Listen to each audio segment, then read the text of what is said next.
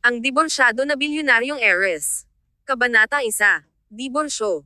Ding. Isang message alert ang tumunog.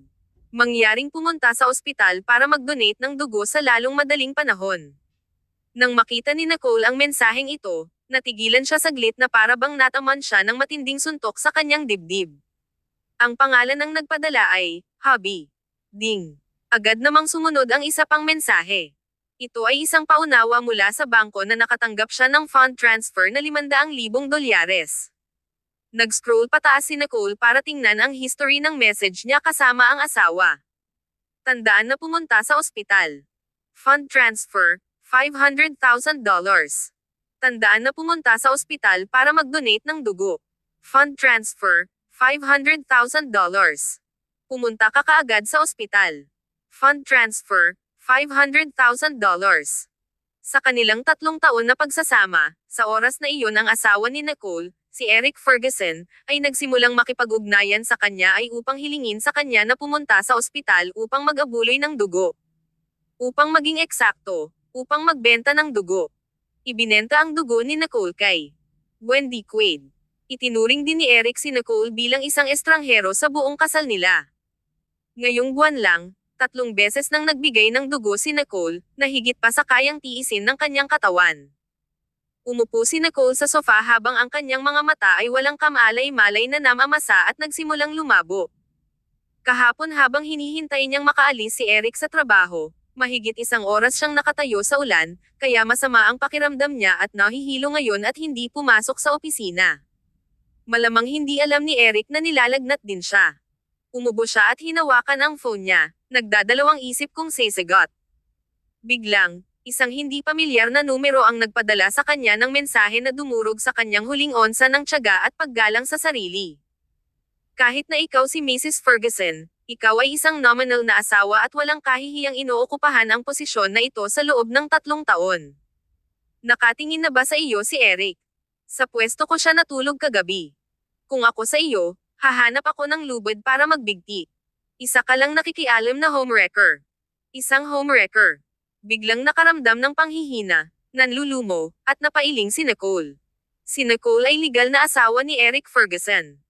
Ibinigay niya ang kanyang pamilya at mga kaibigan para pakasalan ang lalaking ito sa loob ng 3 taon, ngunit siya ay binansagan na isang kasuklam-suklam na homewrecker.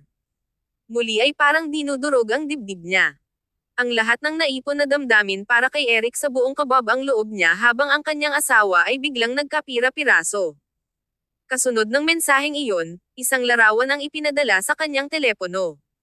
Si Eric ay kalmadong natutulog. Ang kanyang gwapong sculpted features ay parang isang masalimuot na art piece na nagpaakit sa kanya, parang gamo-gamo sa apoy. Ang larawang ito ay isang pagpapatunay sa mensahe kanina. Ang babaeng nakapatong sa balikat ni Eric ay walang iba kundi si Wendy Quaid. Bagamat pareho silang nakapikit, ang mga nakakunot na sulok ng labi ni Wendy ay nagpakita ng kanyang pagkagising sa sandaling iyon. Mukha silang magkasintahan. Biglang tumunog ang phone niya. Ito ay isang tawag mula sa Ferguson Villa. Kapag nakaugalian itong kunin ni Nicole, ang ina ni Eric, si Queen, ay mabilis na iniutos sa kanya. Nicole, nakalimutan mo ba kung anong araw ngayon? May pasok ang mga kasambahay ngayon, kaya bilisan mo at pumunta ka para ipagluto kami. Ngumisi si Nicole at ibinaba ang telepono nang walang sinasabi. Siya ay naglalakad sa mga kabibi sa paligid ni Eric Ferguson, sinusubukang mapanatili ang marupok na kasal na ito. Sa opisina, minamaliit siya ng lahat, ngunit ginawa pa rin niya ang lahat para gumanap bilang sekretarya ni Eric. Sa bahay, minamaliit siya ng ina at kapatid ni Eric dahil sa kanyang, hindi kilalang pinanggalingan. Sila ay masama at pinipili siya sa bawat pagkakataon na magagawa nila. Iniutos nila siya sa paligid, hinihiling na magluto, maglaba, at maglinis pa ng bahay. Si Nicole, na dapat ay young madam ng pamilya Ferguson, ay tretuhin na parang isang hamak na utusan. Nanatili siyang maamo at masunurin. Hindi rin siya nagreklamo tungkol dito kay Eric dahil sa takot na abalahin siya at ilagay siya sa mahirap na posisyon. Nagtiis siya ng husto kaya nawalan siya ng pakiramdam dito.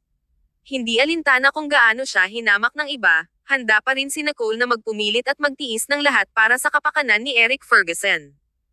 Gayunpaman, sa nakalipas na 3 taon, tila hindi naalala ni Eric na asawa niya ito. Ang lawak ng kanilang komunikasyon ay nang bigyan siya nito ng trabaho sa opisina, hinimok siya na mag-donate ng dugo, at maglipat ng pera sa kanya. Sa mga sandaling ito, nakaramdam ng pagod si Nicole. Hindi na siya makatagal. Hindi ito ang unang pagkakataon na sinubukan siyang akitin ni Wendy Quaid. Noong nakaraan, palaging natatawa si Nicole sa mga malupit at masasamang salita, ngunit ang larawang ito ay ganap na year-okan ang kanyang pagpapahalaga sa sarili. Ang kahihiyan, kalungkutan, at isang malupit na sipon ay bumalot sa kanya. Biro ba ang 3 taong kasal ko?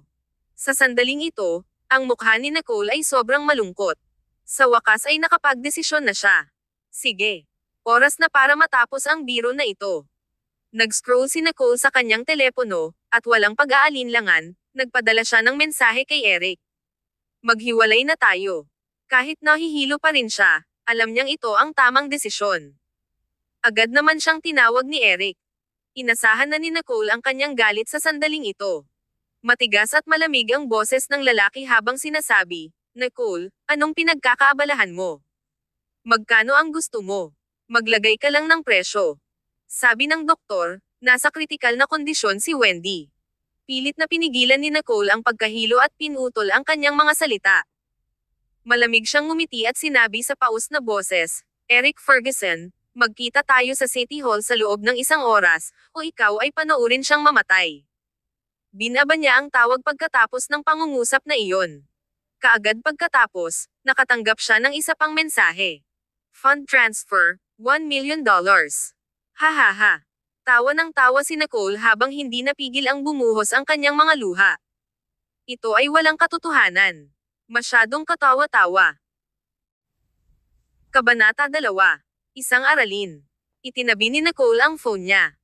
Pinigilan niya ang sakit sa kanyang puso at ang pag-aapoy sa kanyang katawan, pagkatapos ay naglakas loob at sumakay ng taxi patungo sa City Hall. Lumipas ang oras at minuto. 2 beses na tinawagan ni Eric Ferguson si Nicole, ngunit walang sumasagot, kaya tumanggi siyang tumawag muli. Umupo si Nicole sa isang bench na mukhang mapatla. Makalipas ang 1 oras, lumakad si Eric na may mahigpit, walang ekspresyon na mukha habang nakatingin sa kanya gamit ang malamig na tingin. "Ano ba talaga at hindi ka nasisiyahan? Alam kong mas marami ka nang naibigay na dugo ngayong buwan, pero nabayaran na kita. Maghiwalay na lang tayo." Inangat ni Nicole ang ulo at sinalubong ang malamig na tingin nito. Kalmado at composed ang boses niya at ayaw na niyang makipag-usap kay Eric. Ang sinabi nila ay hindi kailanman pareho. Napatingin si Nicole sa mga prominenteng katangian ng lalaking nasa harapan niya. Gwapo ito at matangkad, na naging dahilan para mahulog ito sa kanya, ngunit ni minsan ay hindi ito ngumiti sa kanya. Dati, nag-iingat siya para hindi siya mairita. Pero ngayon nang makita niya ang masungit na mukha nito, nakaramdam siya ng pagkamanhid. Tumingin si Eric kay Nicole ng malungkot na mukha. Kaya niyang tiisin ang lahat ng hiling o hinihingi nito, ngunit hindi niya matiis na hindi niya alam ang kanyang lugar. Talaga bang iniisip niya na siya lang ang makakapag-donate ng dugo? "Nicole, huwag mong pagsisihan ang desisyon mo. Ang pinaka-pinagsisisihan ko ay ang pagpapakasal sa'yo, 3 taon na ang nakakaraan." Ngumiti si Nicole ng masama. Sa wakas ay napag-isipan niya ito, at ang kanyang isip ay hindi maaaring maging mas malinaw sa sandaling ito. Sapat na ang paghihirap ko sa kasal na ito, Eric Ferguson. Sapat na. Malapit nang matapos ang araw kaya kakaunti na lang ang nakapila at sila na ang huling mag-asawa. Mabilis na natapos ang 3 taon nilang pagsasama, sa loob ng ilang minuto. Sa sandaling hawak ni Nicole ang divorce certificate, medyo nanginag ang kanyang puso. Walang sinabi si Eric tungkol sa pagnanais na manatili siya at hindi man lang siya sinulyapan. "Punta tayo sa ospital." Hindi pa rin niya nakakalimutang gamitin siya sa huling pagkakataon. Bahagyang inangat ni Nicole ang ulo niya at biglang tumawa.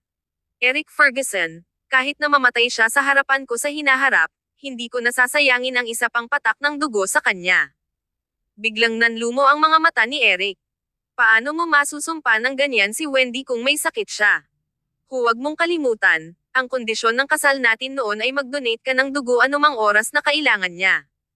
Sa sandaling iyon, naramdaman na lang ni Nicole na sinaksak ang kanyang puso. Napapikit siya sa sakit. Tama. Kaya ko lang siyang pakasalan dahil may gininto ang dugo ako. Nangako akong ibibigay ang aking mahalaga at bihirang renal na dugo kay Wendy Quaid sa tuwing kailangan niya ito.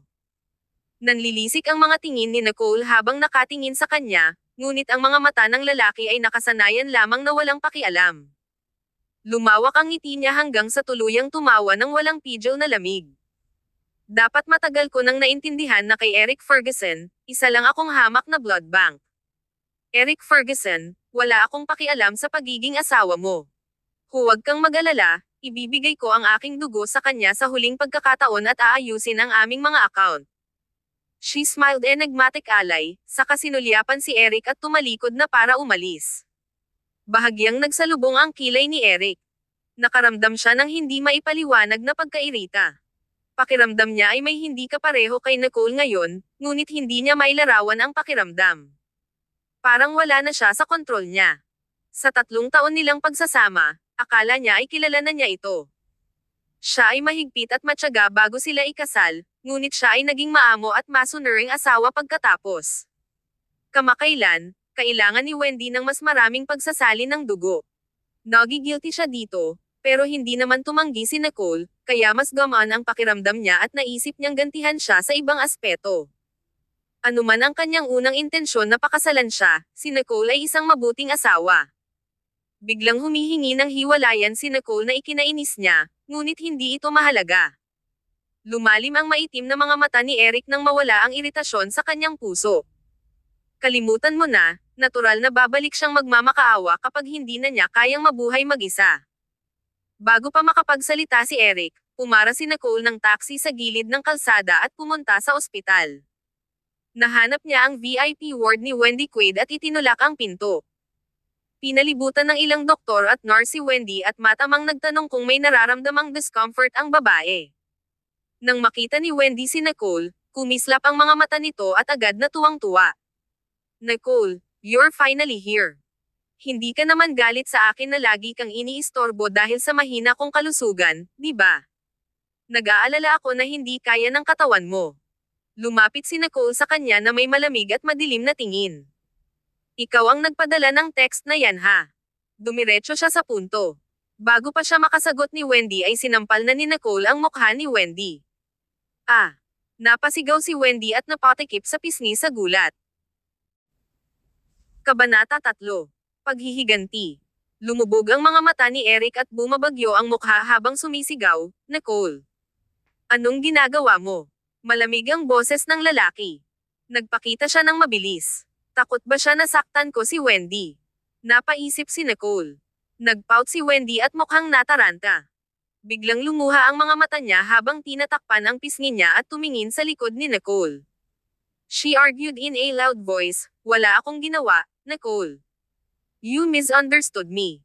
Baliw ba si Nicole? How dare she hit me in front of Eric? Ngumisi si Nicole. Stop your act. Alam kong ikaw yon. Sa isang malamig na titig, naglakad si Nicole kay Wendy at inilabas ang nakaprint na larawan ni Eric mula sa kanyang bag, pagkatapos ay itinapon ito sa harap nila. Tiningnan ni Eric ang larawan at nagkaroon ng sandali ng pagkabigla at pagkalito. Agad ding namula ang mukha ni Wendy at namutla. Mahaba ang araw niya kahapon, kaya nang dalawin niya si Wendy sa ospital, nakatulog siya sandali. Ito ay maliwanag na ang larawang ito ay lihim na kinuha sa oras na iyon. Ang tanging tao sa silid na iyon noon ay si Wendy Quaid. Kaya, alam ni Eric kung sino ang kumuha ng larawang ito. Nais ni Wendy na gamitin ang larawang ito para magalit si Nicole, ngunit hindi niya inaasahan na babarilan ang kanyang sarili sa paa. Paano pa rin mapapanatili ni Wendy ang kanyang imahe ng isang kaawa-awang maamo na babae? Dati, inaalagaan pa rin ni Nicole si Eric at tinitiis si Wendy, pero ngayon, hindi na kailangan iyon. Walang pakialam nang ngumiti si Nicole, at nakakagulat na malamig ang boses niya. I told you that I'm here to settle accounts. Ito ang utang mo sa akin. Wendy Quaid, ikaw ang homewrecker sa ganitong sitwasyon. Kontento ka na ba? I wish you all the best in replace me as Mrs. Ferguson. Nang walang gaanong pag-iisip, nahulaan ni Eric kung paano nakuha ni Nicole ang larawang ito. Bigla siyang nakaramdam ng kaunting hininga. Malamig at komplikado ang ekspresyon niya. Ang lamig pa rin ng mukha ni Eric gaya ng dati nang tingnan niya ang may sakit na namumutlang mukha ni Wendy na may masamang tingin. Nanginginig ang puso ni Wendy. Mabilis niyang ipinagtanggol ang sarili. Eric, may mali sigurong naintindihan si Nicole. Wala akong ginawa o kinuhanan ng picture. Malamang nakahanap siya ng kukuha nito para i-frame niya ako. Saglit na napakunot ang noo ni Eric habang si Wendy ay humahagulgol sa kanyang manggas. She said cautiously, Eric, I can apologize to Nicole. If giving me blood affects your relationship, I will not ask Nicole for blood in the future. I swear by Hendrik's name that I don't know anything about the photo. Nang marinig ang pangalang, Hendrik, kumislap ang mga mata ni Eric habang iniisip ang namamatay na hiling ng kanyang matalik na kaibigan. Bahagyang nawala ang lungkot sa mukha ni Eric. Masyadong agitated si Nicole kanina at hindi ka dapat sinaktan. Kailangan mo ba ng doktor para suriin ito? Napatikip pa si Wendy sa pisngi na parang namamanhid sa sampal ni Nicole at umiling. Ayos lang. Tumanggaw si Eric at tumingin kay Nicole na nakatayo sa gilid. Ang mga sulok ng kanyang labi ay nanunuya at may malamig at walang pakialam na tingin sa kanyang mukha. Nang makita siyang ganito, hindi maipaliwanag na naramdaman ni Eric ang kakaibang emosyon sa kanyang puso. You wanted a divorce because of this. Di bale, magpakuha ka muna ng dugo. Gusto ni Eric na linawin ang hindi pagkakaunawaan, ngunit hindi ito isang angkop na kapaligiran. Walang halaga ang isang maliit na larawan kumpara sa kalusugan ni Wendy. Binalak ni Eric na ipaliwanag ang larawan kay Nicole pagkatapos dahil may mga tagalabas pa sa ward. Gumaan ang pakiramdam ni Wendy at alam niyang nakalusot siya. Ako pa rin ang pinili ni Eric. Natalo na naman si Nicole. Matagal nang nahulaan ni Nicole ang kahihinatnan nito. Magaling umarte si Wendy at hindi nag-abalang ilantad siya ni Nicole. Ayaw na niyang makisali sa mga ito. Tumingin si Nicole sa doktor sa gilid at nagtanong sa mahinahong boses, sigurado ka bang kailangan niya ng pagsasali ng dugo? Natigilan sandali ang doktor. Nang matanggap niya ang titig ni Wendy, tumanggaw siya sa gulat sa ilalim ng mapupungay na tingin ni Eric. Oo, ngayon lang nahulog si Miss Quaid, na naging sanhi ng malubhang pagkawala ng dugo sa kanyang mga binti, kaya kailangan niya ng pagsasali ng dugo. Kung gayon ano pang hinihintay mo? Utos ni Eric sa malamig na boses. Oo, Ginoo. Mabilis na pumunta ang doktor para maghanda. Binigyan ni Wendy si Nicole ng isang nakakalokong ngiti mula sa isang anggulo na hindi ibang tao ang nakakakita. Teka, si Nicole ay hindi umalis kasama ang doktor na masunurin. Sa halip, pumunta siya sa harap at itinaas ang kubrekama ni Wendy sa isang nangingibabaw at mabilis na galaw. Kabanata 4. Mag-asawang muli. Walang pakialam ni Nicole kung nahihiya ba si Wendy o hindi. Napatingin siya sa nakabenda na kaliwang binti ni Wendy at hinubad ang benda sa kabila ng pagpupumiglas ni Wendy. Biglang bumagsak sa lamig ang kapaligiran sa digmaan. Tiningnan ni Nicole ang mga damo sa binti ni Wendy at nginisyan. Wow, grabe na wala man lang kahit isang patak ng dugo na umaagos. Kung dumating ako maya-maya lang, natatakot akong gumaling na yang sugat mo. Nicole, ikaw. Eric, hindi naman sa ganon. Kaya lang nanghihina ako ngayon at gagaling pa sa pagsasali ng dugo. Sinalubong ni Wendy Quaid ang madilim na tingin ng lalaki. Nanginginig ang puso niya habang nag-e-explain sa gulat. Nasasaktan ka 4 hanggang 5 beses sa isang buwan. I think you're just trying to drain my blood. Malamig ang boses ni Nicole habang patuloy, sayang, hindi ka na magkakaroon ng pagkakataong ito sa hinaharap. Papakasalan si Eric ng isa pang para maging bagong mobile blood bank mo. Pagkatapos noon, ngumisi si Nicole at umalis ng ward nang hindi lumilingon. Sa sandaling sinara ni Nicole ang pinto ng ward, napahiga siya sa isang bench sa koridor. Sa sandaling iyon, nalungkot siya na parang iniwan siya ng buong mundo. Labis na naagrabyado si Nicole. Nangingilid ang mga luha sa gilid ng kanyang mga mata nang ilabas niya ang kanyang telepono at iniipon ang kanyang lakas para tumawag. Nabulunan ang boses niya sa pagod. Kuya. Narinig lamang ng kabilang partido ang kanyang boses at tahimik na tumanggo. Malambing ang boses niya. Nasaan ka? Sunduin kita. Makalipas ang ilang minuto, isang maharlika at matikas na lalaki na namumuno sa isang grupo ng mga misteryosong lalaking nakaitim ang bumuhat ang walang malay na babae palabas ng ospital at tahimik na umalis. Kinaladkad ni Eric Ferguson ang dumadating na doktor palabas ng ward na may malungkot na mukha. Puno ng galit ang madilim niyang mga mata. A serious leg injury. Kailangan pa ba ng blood transfusion para sa grazed skin? Ito ba ang standard of professionalism sa ospital mo? Si Eric ay naglabas ng nakakatakot na lamig. Kapag naiisip niya ang mahinang kalagayan ni Nicole sa tuwing pagkatapos nitong mag-donate ng dugo, lumalalim ang kubrekama sa puso niya, at mas tumitindi ang kakaibang pakiramdam sa puso niya. Kinilig ang doktor at hindi na naglakas loob na itago sa kanya ang katotohanan. It was Miss Quaid's order. It has nothing to do with our hospital. Miss Quaid said you agreed to all of the blood transfusions. Every time Miss Nicole donated blood, nandoon ka rin, kaya naisip namin na kami ay sumusunod lang sa utos Mr. Ferguson, hindi na ako maglalakas loob na gawin ulit ito. Wendy Quaid. Masyado ko ba siyang pinagbigyan? Iginiit ni Nicole na makipaghiwalay dahil lang sa litratong iyon. Hindi ba niya naintindihan ang relasyon namin ni Wendy? Sa pagkakataong iyon, naisip ni Eric na maaari lang niyang ipaliwanag ito sa kanya. Bagamat wala siyang gaanong pagmamahal sa kanyang asawa, palagi siyang tapat sa kanilang pagsasama at nasisiyahan sa kanilang katayuan. Kaya naman, hindi niya inisip na mamuhay ng ganito sa natitirang bahagi ng kanilang buhay. At least, hindi niya naisip na makipaghiwalay mula nang ikasal sila. Kung hindi lang nakontento si Nicole sa relasyon nila ni Wendy, kaya niyang lumayo rito. Naisip ni Eric na maliligtas ang kanilang pagsasama kung aayusin nila ang munting problemang ito. Kinuha niya ang phone niya para tawagan si Nicole, pero nakapatay ang phone niya. Mahigpit na nakakunot ang mga kilay ni Eric habang tinatawag ang bodyguard na nasa entrance. Makalipas ang ilang minuto, tumayo sa harapan niya ang bodyguard na may kaba. Mr. Ferguson, hindi namin mahanap ang iyong madam kahit saan. Biglang nahak ang surveillance footage ng ospital 10 minuto na ang nakalipas.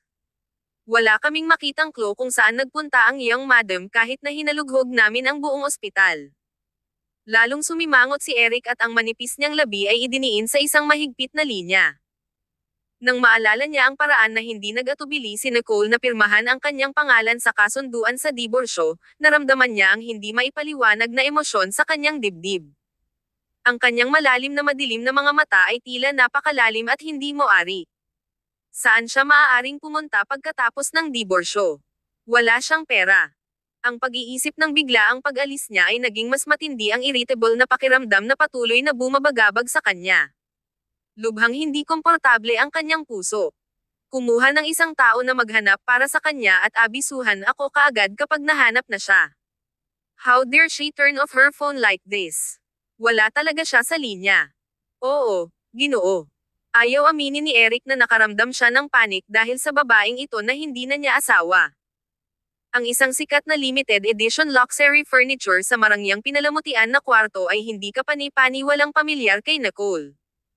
Sa sandaling imulat niya ang kanyang mga mata at nakita ang marangyang silid na matagal na niyang hindi nakikita, agad na tumulo ang kanyang mga luha sa kanyang mukha. Ito ang kwarto ko. Anong iniiyakan mo? Divorce lang. Sa tingin mo ba hindi ka kayang suportahan ng pamilya Stanton? Isang mature at matigas na boses ang umalangaw-ngaw sa kanyang tainga. Nang tumingin si Nicole ay sumakit ang kanyang mga mata at mas lalo siyang naiyak. Si Floyd Stanton, ang maalamat na chairman ng Stanton Corporation na maaaring makaimpluwensya sa buong mundo ng negosyo ng West City, ay nakatayo sa silid ni Nicole na mukhang kahanga-hanga at marilag. Tatay. Kabanata 5. Pinagtatawanan. Sa sandaling lumakad si Floyd Stanton, yumakap si Nicole sa kanyang mga bisig at umiyak ng histeryoso. Napabuntong hininga si Floyd, nalungkot at nagalit sa kanyang anak. Siya ay hindi kailanman nagdusa kahit kaunti mula noong siya ay bata, ngunit siya ay kumilos ng napakababa sa harap ni Eric Ferguson. Ang mas masahol pa, hindi kailanman pinahahalagahan ni Eric Ferguson ang kanyang pinakamamahal na anak na babae. Kung hindi dahil sa kanilang naunang kasunduan, dinurog sana ni Floyd Stanton ang mga Ferguson at bugbugin ang lalaki na iyon hanggang mamatay upang ipaghiganti ang kanyang anak na babae. Nikki, remember our agreement. Kung hindi ka nahulog sa loob ng 3 taon, babalik ka sa tagumpay ko sa kumpanya. Ngayon, kailangan mong sumunod sa ating kasunduan, okay? Magiliw na hinaplos ni Floyd ang buhok ng kanyang anak habang humahagulgol ito. Maya-maya, humikbi si Nicole at paputol-putol na nagsalita. Don't worry, Dad. I won't be that stupid again. Upang habulin ang kanyang tinaguriang true love, pinabayaan ni Nicole ang kanyang pamilya at mga kaibigan sa kabila ng kanilang mga payo. Ibinigay niya ang kanyang pagkakakilanlan, elite status, at marangyang pamumuhay para lumipad sa sarili niyang pagkawasak, tulad ng isang gamo-gamo sa apoy. Ngayon, sa wakas ay binura ni Nicole ang lalaki sa kanyang puso, unti-unti, sa kabila ng hindi makakalimutang sakit dahil doon. Good. Ipapasama ka ni Daddy sa kuya mo. Familiarize yourself with the company first, then we'll choose a nice day to host a welcome banquet to announce your identity. Natuwa si Floyd dahil sa wakas ay magsisimula na ng karera ang kanyang mahalagang anak na babae. Kahit na ang balita ng pagbabalik ni Nicole sa pamilya Stanton ay hindi pa inihayag, ang matalik na kaibigan ni Nicole, si Yvette Quimby, ay hindi makapaghintay na pumunta sa kanyang bahay upang salubungin siya. Nang makita ni Yvette si Nicole, niyakap niya si Nicole ng isang malaking bear at sinabing, "Baby, I've missed you so much. Congrats on your divorce." Noong unang sinabi ni Nicole sa kanila na itatago niya ang kanyang pagkakakilanlan para magpakasal, si Yvette ang unang naninindigan laban dito, ngunit si Nicole ay nagmamatigas pa rin na nagpakasal sa pamilya Ferguson at unti-unting nawalan ng kontak kay Yvette. Ngayong nakita niya ang kanyang matalik na kaibigan pagkatapos ng lahat ng itong taon, ang mga mata ni Nicole ay muling namumula sa luha. Matagal na nagkwentuhan ang dalawang babae tungkol sa lahat ng bagay sa ilalim ng araw. Sa wakas, kinulit ni Yvette si Nicole na gustong makita ang kanyang divorce certificate, kaya walang ibang pagpipilian si Nicole kundi kinuha ito at ipinakita sa kanya. Nang makita ito ni Yvette ay nakahinga siya ng maluwag. Eric Ferguson, ang lalaking bulag na anak ng isang nagkukunwari. He's gonna regret this. Ibinaba ni Nicole ang kanyang mga mata. Magsisiman siya, wala na itong kinalaman sa akin. Estranghero na siya sa akin ngayon. Well done, baby. You just need to wave your hand, and your admirers will be lining up from your doorstep to the outskirts of West City. Ni hindi makapila ang lalaki na yan. Napangisi si Yvette. Biglang naalala ni Nicole na may naiwan siyang mahahalagang dokumento sa bahay ni Eric, kaya kailangan niyang bumalik para kunin ang mga iyon. Nagboluntaryo si Yvette na sumama sa kanya, na sinangayunan naman ni Nicole pagkatapos ng ilang pag-iisip. Ang hindi inaasahan ni Nicole ay makita niya agad ang ina ni Eric na si Quinn sa kanyang pagbabalik. Si Quinn ay palaging pumupunta sa kanilang bahay nang walang paabi at naglalakad na parang siya ang may-ari ng bahay. Labis na hindi nasisiyahan si Quinn nang makita niyang bumalik si Nicole na may kasamang estranghero. Itinaas niya ang kanyang ulo at tiningnan si Nicole at ang kanyang kaibigan ng may panunuya. Nicole, di ba sabi ko sa'yo marami tayong confidential documents sa bahay? Hindi mo na lang maibabalik dito si Rando. May goldfish memory ka ba? Natigilan si Yvette at hindi nasisiyahang nagsalita. Sino ang tinatawag mong Rando? Hindi mo ba naisip na masyado ka ng matanda para tawagin ang mga tao? Lumaki siyang may pagmamahal at pag-aalaga mula sa kanyang mga magulang, kaya paano niya natitiis ang pangungutya ni Quinn ng ganito? Ngayon, nasabi na ni Yvette kung anong uri ng buhay mayroon si Nicole habang siya ay naninirahan dito at nakaramdam ng galit. Malamig na ngumuso si Quinn at binigyan ng once-over si Yvette. Don't think you can pretend to be elite just by wearing this fake outfit. Marami na akong nakitang mababang klaseng tulad mo na nangangarap na makasal sa isang mayamang pamilya. Ngumisi si Yvette sa galit. Sumubsob ang mukha ni Nicole habang sinasabi, kaibigan ko siya. Pakigalang. Si Nicole ay palaging masunurin sa pamilya Ferguson at hindi kailanman nakikipag-usap pabalik kay Quinn. Ngayon, naglakas loob na siyang pagsabihan ako sa harap ng mga tagalabas. Ang hamak na babaeng ito na hindi kilalang background ay naglakas loob na magsalita sa akin ng ganito. Napaisip si Quinn. She was furious and yelled, respeto. Nararapat bang igalang ang mga taong kauri mo? Nicole, dapat mong bilangin ang iyong mga biyaya na tinanggap ka ng aming pamilya bilang manugang namin. Nakatira ka ng maayos sa aming bahay sa nakalipas na 3 taon. Nakalimutan mo ba ang kababaan mong pinanggalingan? Kabanata 6. Ninakaw. Itinagilid ni Yvette ang kanyang ulo sa likod at tumawa sa harap ng pagkagalit. Gusto niyang tumalon at sampin si Queen. Nicole, ito ba ang resulta ng pag-uukol mo sa iyong sarili sa pagmamahal sa mga taong ito at pagbibigay kasiyahan sa lahat ng kanilang mga hinihingi sa loob ng 3 taon? Amoy sila ng kahirapan. Paano mo ito tiniis sa loob ng 3 taon? Aba, kaya mong tiisin ito, pero hindi ko kaya. Humakbang pasulong si Yvette at tinulak si Queen na nontog at muntik ng mahulog. I'm telling you, kung hindi dahil kay Nicole, hindi ko na narinig ang tungkol sa mga Ferguson. Nuborish ka lang sa kakarampot na pera. Panuurin mo kung paano ko bahiran ng dugo ang sahig mo. Kung ikaw ay maglakas loob, lumapit ka sa akin gamit ang iyong mga lumang kulubot na paa. Nanginginig sa galit si Queen habang nakaturo kay Yvette at Nicole. Banta niya sa kanila. Ikaw, Nicole, sisipain kita sa pamilya Ferguson. Si Nicole ay hindi humingi ng tawad at gumawa ng mga pagbabago tulad ng gagawin niya sa nakaraan. Sa halip, tumingin lang siya kay Queen na walang ekspresyon ang mukha. Hindi mo na ako kailangan paalisan. Kukunin ko ang sarili kong mga gamit at aalis. Pagkatapos noon, hindi pinansin ni Nicole ang gulat na tingin ni Queen at dumiretso sa kanyang kwarto sa itaas. Kakaiba talaga ang dati niyang pagkatao para isuko ang dignidad niya para sa isang lalaki. Si Nicole ay paulit-ulit na tinapakan ni Queen, na gusto lamang ng isang manugang na babae mula sa isang prestihiyosong pamilya, ngunit hindi siya nagpahayag ng isang salita ng reklamo. Sa pagpapatuloy, hindi na niya kailangang tiisin ang lahat ng ito. Wala siyang kinuha kundi ang kanyang mga dokumento, pagkatapos ay dumiretso sa ibaba. Si Yvette at Queen na nasa baba ay patuloy pa rin sa pag-iiringan sa isa't isa. Nang makita ni Yvette na bumababa si Nicole, proud siyang nagtaas ng kilay. Handa ka na. Tumanggo si Nicole. Tara na. Nicole, I'll tell Eric what happened today. Don't think that you can just leave and return as you please. Kahit lumuhad ka na umiiyak at nagmamakaawa, sipin pa rin kita. Naisip ni Queen na matatakot si Nicole sa ganoong banta. Dahil dito, huminto si Nicole sa kanyang kinatatayuan at ngumisi, pagkatapos ay tumingin muli kay Queen ng may pang-aalipusta. Nakalimutan kong sabihin sa'yo.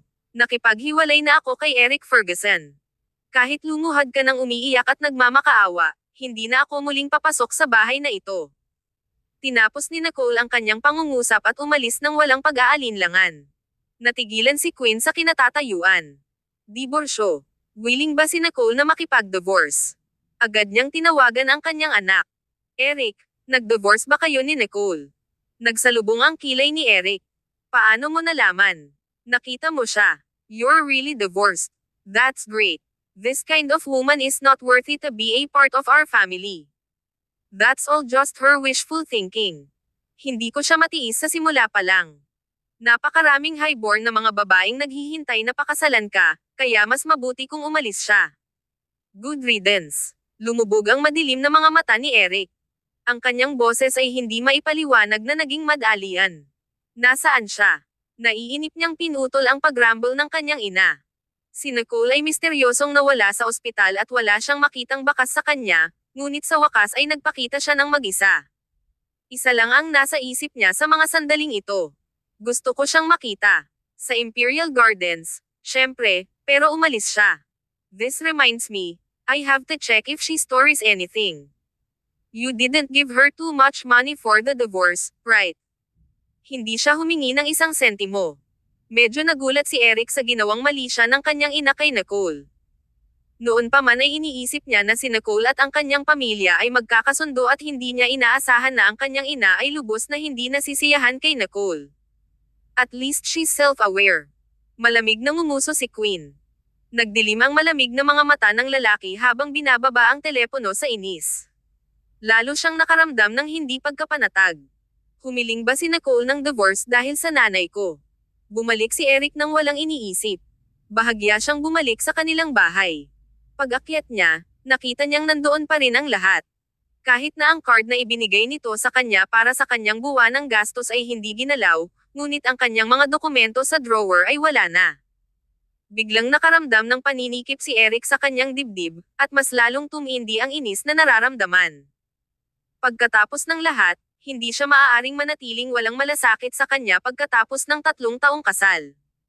Galit na pumasok si Quinn sa kwarto. Nawawala ang daydream necklace sa safe. It's worth $10 million. Si Nicole siguro ang nagnakaw nito. Tatawag ako ng pulis. Kumunat ang noo ni Eric. Don't call the police. It's not her. Baka naiwan mo kung saan. Hindi pa hiningi ni Nicole ang password sa safe, kaya paano niya nakawin ang kwintas? Gayon din, ito ay $10 million lamang. Ito ay hindi gaanong halaga, kaya ano ang silbi ng pagnanakaw nito? Nang maisip ito ni Eric, hindi niya maalala kung binigyan niya ng anumang alahas ang kanyang asawa sa 3 taong pagsasama nila. Kinuha ni Eric ang susi ng kanyang sasakyan at umalis. Umupo siya sa kotse at humihit-hit ng sigarilyo, ngunit hindi nawala ang pagkabalisa sa kanyang puso. Hindi payag si Quinn na makawala ng ganoon kadali ang hamak na babaeng ito. Hindi na niya kinailangang tumawag ng pulis dahil marami siyang ibang paraan. Kabanata 7. Naging viral. Pagkaalis ni Nicole at Yvette sa Imperial Gardens, minumura ni Yvette ang mga Ferguson hanggang sa makauwi sila. Weirdo ang matandang hag na yon. Kung hindi lang dahil sa edad niya, tinuruan ko na siya ng leksyon. Naz-anay na si Nicole at ngumiti. Forget it. Don't stoop to her level. Anyway, hindi na natin sila makikita. Nag-uusap at nagtatawanan ang dalawang babae. Nang sa wakas ay bumalik sila sa Stanton Mansion, nakita nila si Grant Stanton, na bihirang lumitaw dahil laging abala sa trabaho, nakaupo sa sofa at nagbabasa ng pahayagan. Mukha siyang seryoso, marangal, at walang pakialam na masayang tumakbo si Nicole at niyakap siya mula sa likuran habang umaarte na parang spoiled na bata. Matapos ang 3 taon na hindi siya nakita, parang pamilyar pa rin siya. Kuya, sa wakas nakabalik ka na. Bakit ka nawala pagkatapos mo akong pauwiin? Walang magawa at buong pagmamahal na pinahintulutan siya ni Grant na yakapin siya at ibato siya pabalik-balik. Sa maaliwalas na kapaligiran, tuluyang nawala ang kanyang malamig na aura. May importanteng meeting ako na dapat daluhan. Nagmamadali akong bumalik nang matapos ito. Eto, regalo mo. Ganito ang ugali ni Grant. Malayo man siya sa isang business trip, lagi niyang dinadala ang mga souvenir nito. Ito ay isang limitadong edisyon na custom-made na handbag na hindi pa available sa bansa. Mayroon itong 8-digit na tag ng presyo at napakahalaga sa merkado. Higit sa lahat, kakaiba ito kay Nicole. Nalaman ng maaga ni Grant na nandito rin si Yvette, kaya binili niya ito ng custom na perfume na nagustuhan ng mga babae. Kinuha ito ni Yvette na may pamumula sa mukha at mahinang sinabi, "Salamat." Gayunpaman, hindi napansin ni Grant ang ekspresyon ni Yvette dahil nakatutok ang mga mata nito sa kapatid. Alam niyang nahihirapan siya, kaya nalungkot siya at gusto lang niyang ibigay ang lahat. Sa kabilang banda, matamang pinagmamasdan ni Nicole ang reaksyon ni Yvette. Lumawak ang ngiti niya at pinagpantasyahan na niya ang kanilang kinabukasan. Ang iyong pangalawang kapatid ay nasa isang laboratorio sa ibang bansa at nakikilahok sa isang confidential na proyektong pananaliksik sa siyensya, kaya hindi siya makakabalik sa ngayon. Ang iyong ikatlong kapatid na lalaki ay nasa festival ng pelikula at babalik sa loob ng ilang araw. Para sa susunod na 2 araw, pwede mo akong anino sa opisina. Mapait ang mukha ni Nicole, pero alam niyang walang takas kaya tumanggo na lang siya at sumang-ayon. Gabi na. Ha, ano ito?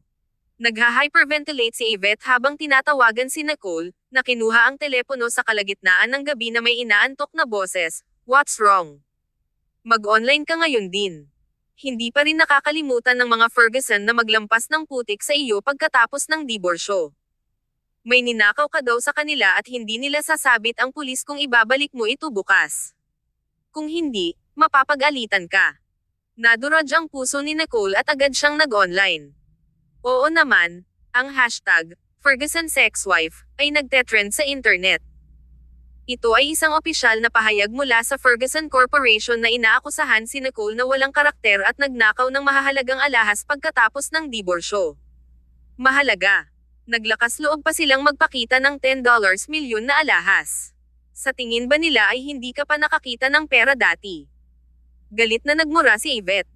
Ang mga komento sa internet ay haka-haka na si Nicole ay pinalayas sa mayayamang pamilya Ferguson dahil sa kanyang masamang ugali.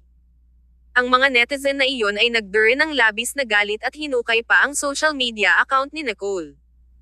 Ang tanging masasayang alaala niya sa nakalipas na 3 taon na ipinost niya sa kanyang social media ay nauwi sa mga baluktot na kwento ng mga masasamang netizen. Mapayapang panahon. I think nagpapanggap lang siya. Karapat-dapat siyang paalisin sa pamilya. Dapat tumawag na lang sila ng pulis. Hindi lang siya clown kundi magnanakaw din. Marami pang maput na komento tungkol kay Nicole. Minsan nang nakita ni Nicole ang set ng alahas na iyon. Itinago ito ni Eric na nakalock sa safe at hindi niya alam ang password, ni hindi niya ito hiniling. Haha. Eric Ferguson ay walang kahit na ang pangunahing kagandahang asal pagkatapos ng aming diborsyo at nais na bultuhan ako ng putik. Sa tingin ba niya titiisin ko ang kalokohang ito? Agad dinil ni Nicole ang number ni Grant. Ginoo, I remember that entertainment company is under my name. Sino ang namamahala nito ngayon? Tumigil sandali si Grant at hinimas ang kanyang mga templo. Ngayon lang din niya nalaman ang balitang ito. Dominic Young. Ipapahawak ko agad sa kanya ang viral hashtag na yan. No need. Ako na ang bahala dito. Walang pakialam sa tono ni Nicole. Di ba gusto nila ng confrontation? Iniisip ba nila na natatakot ako? Kumalat na parang apoy ang viral na paksang ito pagkatapos ng isang gabi. Naging daga si Nicole na kinukot siya ng lahat.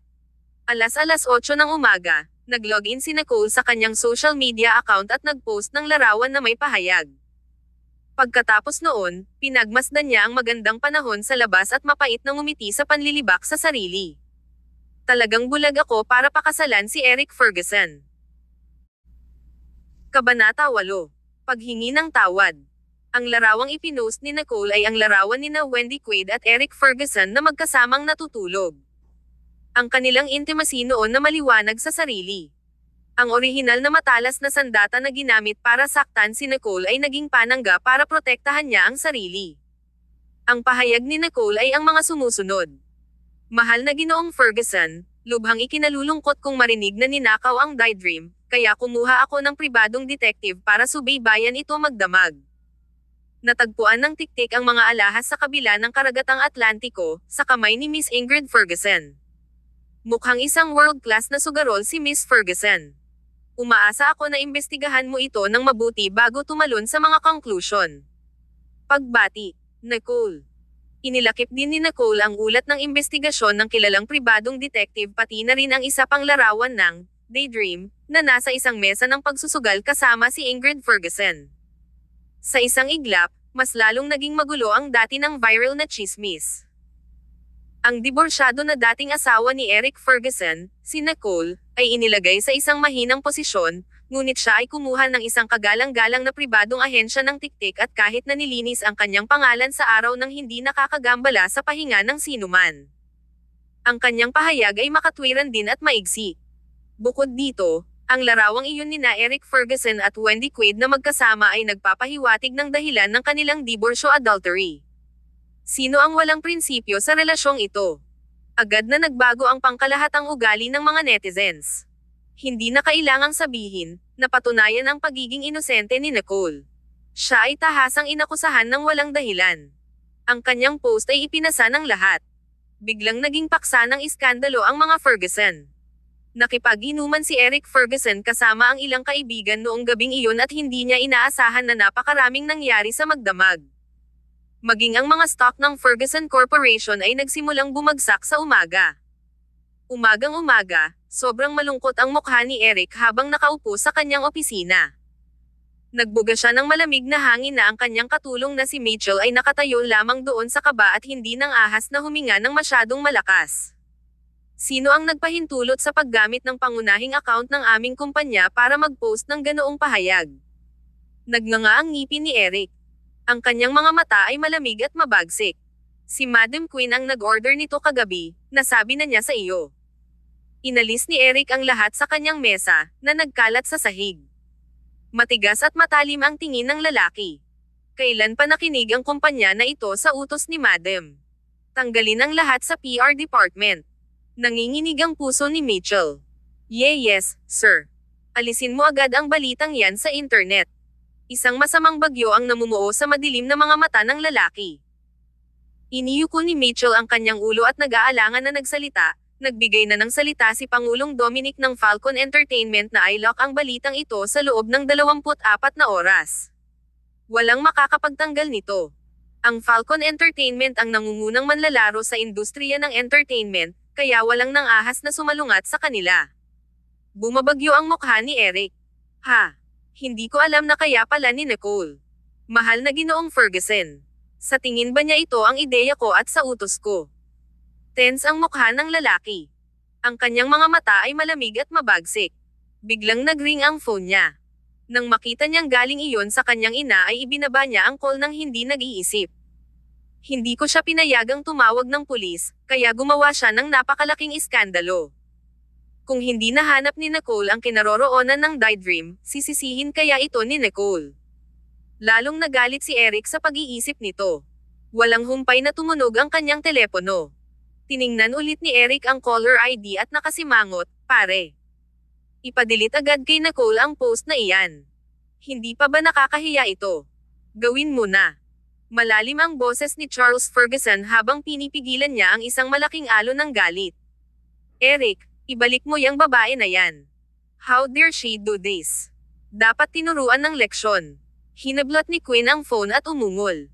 Pumikit si Eric at sinabi sa isang malalim at malamig na boses, may ginawa ba siyang mali?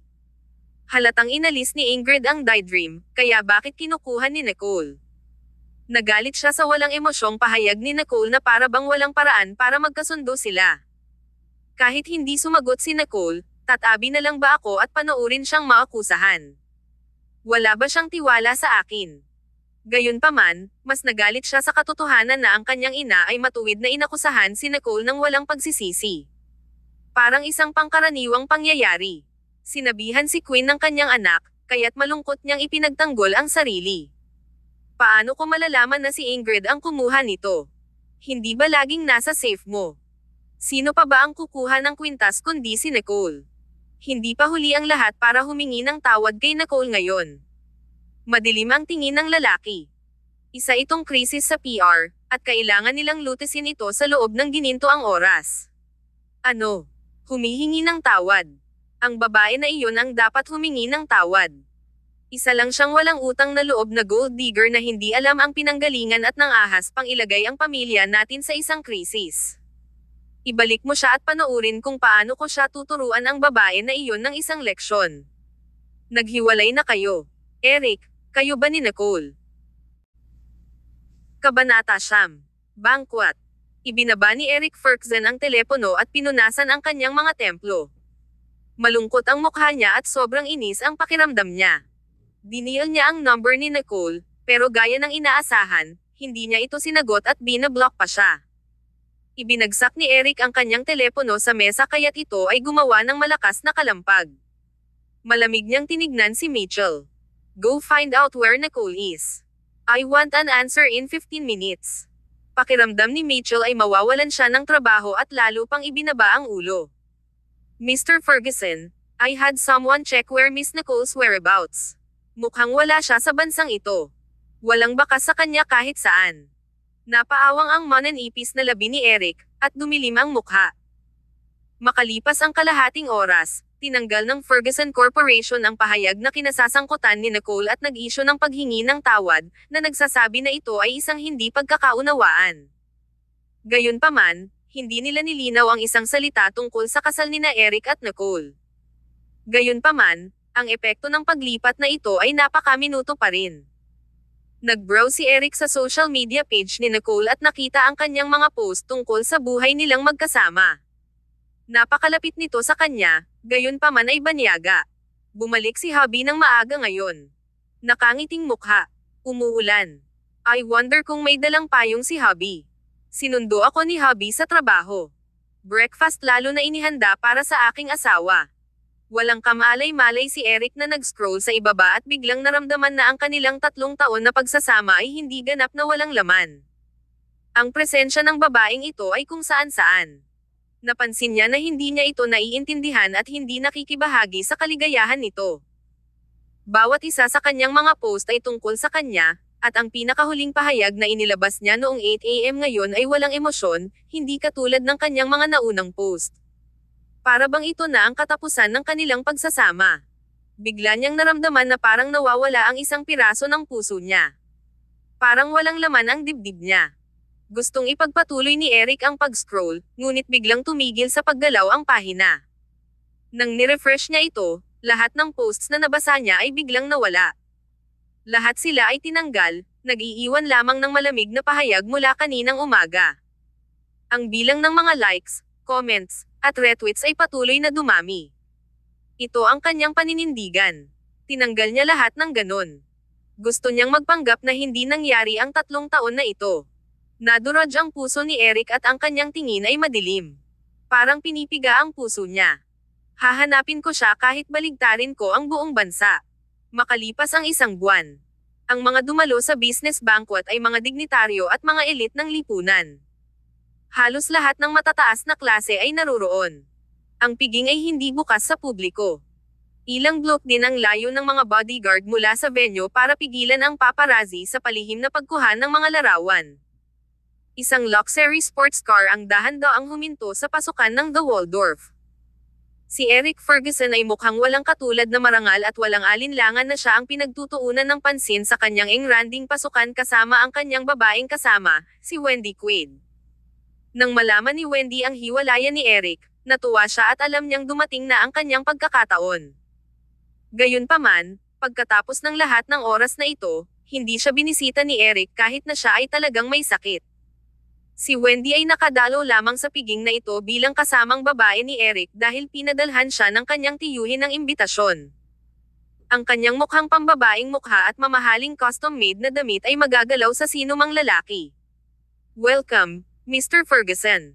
Lumapit ang organizer para makipagkamay kay Eric ngunit biglang may narinig na commotion sa pinto. May nagsabi, narito si Grant Stanton mula sa West City. Isang marangyang custom na sasakyan ang dumating sa pasukan. Tunay na karapat-dapat si Grant Stanton na maging isang maalamat na malaking pangalan sa Wall Street. Pambihira ang kanyang aura at mayroon siyang natural na highborn bearing. Sina Grant Stanton at Eric Ferguson ay parehong mga alamat na maihahambing sa lakas. Sa sandaling lumitaw si Grant, ang mga tao sa paligid niya ay naghihintay na makipagkamay sa kanya at makipagpalitan ng kasiyahan sa kanya. Gayunpaman, hindi kaagad umalis si Grant pagkababa ng sasakyan. Sa halip, lumakad siya sa kabilang bahagi ng kotse, kinuha ang posisyon ng porter, at binuksan ang pinto ng kotse. Mahinhin niyang inabot ang kanyang kamay na nakakuha ng atensyon ng mga tao. Sino ang dinala ni Grant Stanton, na hindi kailanman naging malapit sa mga babae, ngayong gabi? Nicole. May sumigaw ng pangalan niya. Nakasuot ang babae ng custom na handmade gown mula sa European royal family. Ang damit ay natatakpan ng mga diamante at kumikinang sa kadakilaan. Binalangkas nito ang kanyang payat na figure ng walang kamali-mali. Ang kanyang makeup ay lubhang maislan at perpektong na-highlight ang kanyang mga tampok. Mas lalong nagpaganda ito sa kanya. Pinaikit ni Eric ang maitim na mga mata habang pinagmamasdan ang babaeng humawak sa braso ni Grant Stanton at naglakad papasok ng hotel na may matangkad na ngiti. Papalapit sa kanya si Nicole sa bawat hakbang nito. Kabanata 10. Inabando ng asawa. Ang maluwalhating banquet hall ay napuno ng mahahalagang tao. Ang bawat bisitang naruroon ay nasa tuktok ng kanilang larangan. Naghanda sa isip si Nicole na makitang muli si Eric Ferguson. Hindi napalitan ang puso niya nang makita siya dahil pinakawalan na niya ito. Bagamat alam ng lahat na may asawa si Eric Ferguson, hindi siya dinala ni Eric sa anumang formal na okasyon. Kahit na ang huling pahayag ay naging viral online, ang lahat ay narinig lamang ang kanyang pangalan. Nang makita ni Nicole si Wendy Quaid sa tabi ni Eric, tumawa siya ng mahina at naisip, "She took my place so soon." Naramdaman ni Grant Stanton ang kanyang emosyon at maingat na tinapik ang kanyang braso. "Huwag kang matakot. Kasama mo ako." Lumalim ang ngiti ni Nicole.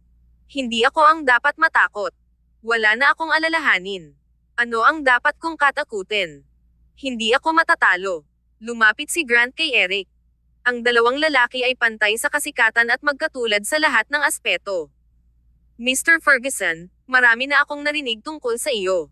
Mr. Stanton, ganoon din ako. Nagkamayan ang dalawang lalaki at naghiwalay kaagad pagkatapos. Nakatutok ang mga mata ni Eric sa babaeng katabi ni Grant. Tumayo si Nicole sa tabi ni Grant at ngumiti ng matingkad. Ang kanyang mga mata ay kumikinang at malinaw, at ang kanyang pasadyang damit ay ginawa ang kanyang makatarungang balat na mukhang flawless. Siya ay tila ibang-iba na tao mula sa dati, at hindi maalis ni Eric ang mga mata sa kanya. Ang nagliliwanag na Nicole na ito sa kanyang harapan ay hindi pamilyar at mapanganib sa isang nakamamatay na atraksyon. Nakatitig lang si Eric sa kanya nang hindi gumagalaw habang ang masalimuot na emosyon ay kumikilos sa kanyang puso. Nagpunta ba siya kay Grant Stanton noong araw na nawala siya sa hangin? Ano ang relasyon niya kay Grant Stanton? Sa sandaling iyon, napakakomplikado ng mga emosyong umuusad sa puso ni Eric na hindi niya alam kung paano ilarawan ang mga ito. Nagsimulang mamuo ang galit sa madilim niyang mga mata. Napansin din ni Wendy Quaid ang pagkislap ng gulat sa mga mata ni Eric nang makita niya si Nicole. She secretly gritted her teeth and said in a shrill voice, "Nicole, bakit ka nandito? Do you think this is a place you can come as you please?" Pinaalalahanan niya si Nicole na huwag kalimutan ang kanyang mababang katayuan. Kumunot ang noo ni Eric, ngunit bago pa niya ito mapigilan, narinig niya ang malamig na retorikang tanong ni Grant. At saang pamilya kagaling, Miss? Ang kanyang tono ay aloof at interrogative. Natigilan si Wendy at nakalimutan na may kasama siya, kaya dali-dali niyang sinubukang ayusin ang sitwasyon. Sir, baka hindi mo alam ito, pero hiniwalayan lang ni Nicole si Eric. Naisip niya na nakahanap na si Nicole ng isa pang sugar daddy at naramdaman niya ang pangangailangang ilantad sa kanya ang hiwalay na katayuan ni Nicole. Ang walang pakialam na ugali ni Grant ay mapang-api. May tuntunin ba na hindi maaaring dumalo ang mga diborsyado? Hindi ba nandito rin si Mr. Ferguson? Awkward na inipit ni Wendy ang buhok sa likod ng tenga at tumingin kay Eric para humingi ng tulong. Gayunpaman, tahimik lang na nakatayo doon si Eric na walang intensyon na palayain siya mula sa awkward na sitwasyon. Bahagyang ibinaba ni Nicole ang ulo at nginisyan. Miss Quaid, kailangan ko bang isumbong sa iyo kung sino man ang kasama ko? Hindi mo ba naiisip na lumalampas ka sa iyong mga hangganan? Gumagawa ng gulo si Wendy, kaya walang dahilan para umatras si Nicole sa tight na ito para sa tat. Bagamat napigilan ang eskandalo sa pagitan nina Eric at Wendy, kumalat na ito na parang apoy sa internet. Walang naniniwala na sina Eric at Nicole ay nagkaroon ng amicable divorce. Napakaraming tao sa party, ngunit hindi man lang sinulyapan ni Nicole si Eric. Isang malamig na sulyap kay Wendy ang sinabi ni Grant, mukhang bumaba ang kalidad ng piging na ito dahil sa pagdalo ni Miss Quaid. Mr. Ferguson, kailangan mong pagbutihin ang iyong mga pamantayan sa pagpili ng mga babaeng makakasama. Pagkatapos niyang sabihin iyon, hindi na binalak ni Grant na ipagpatuloy ang pag-aaksaya ng oras sa mga hamak na tao at dinala si Nicole sa kabilang panig ng bulwagan. Si Wendy ay kinutya ng gayong marangal na tao at nakaramdam ng kahihiyan. She pouted her lips na nakakaawa. Eric.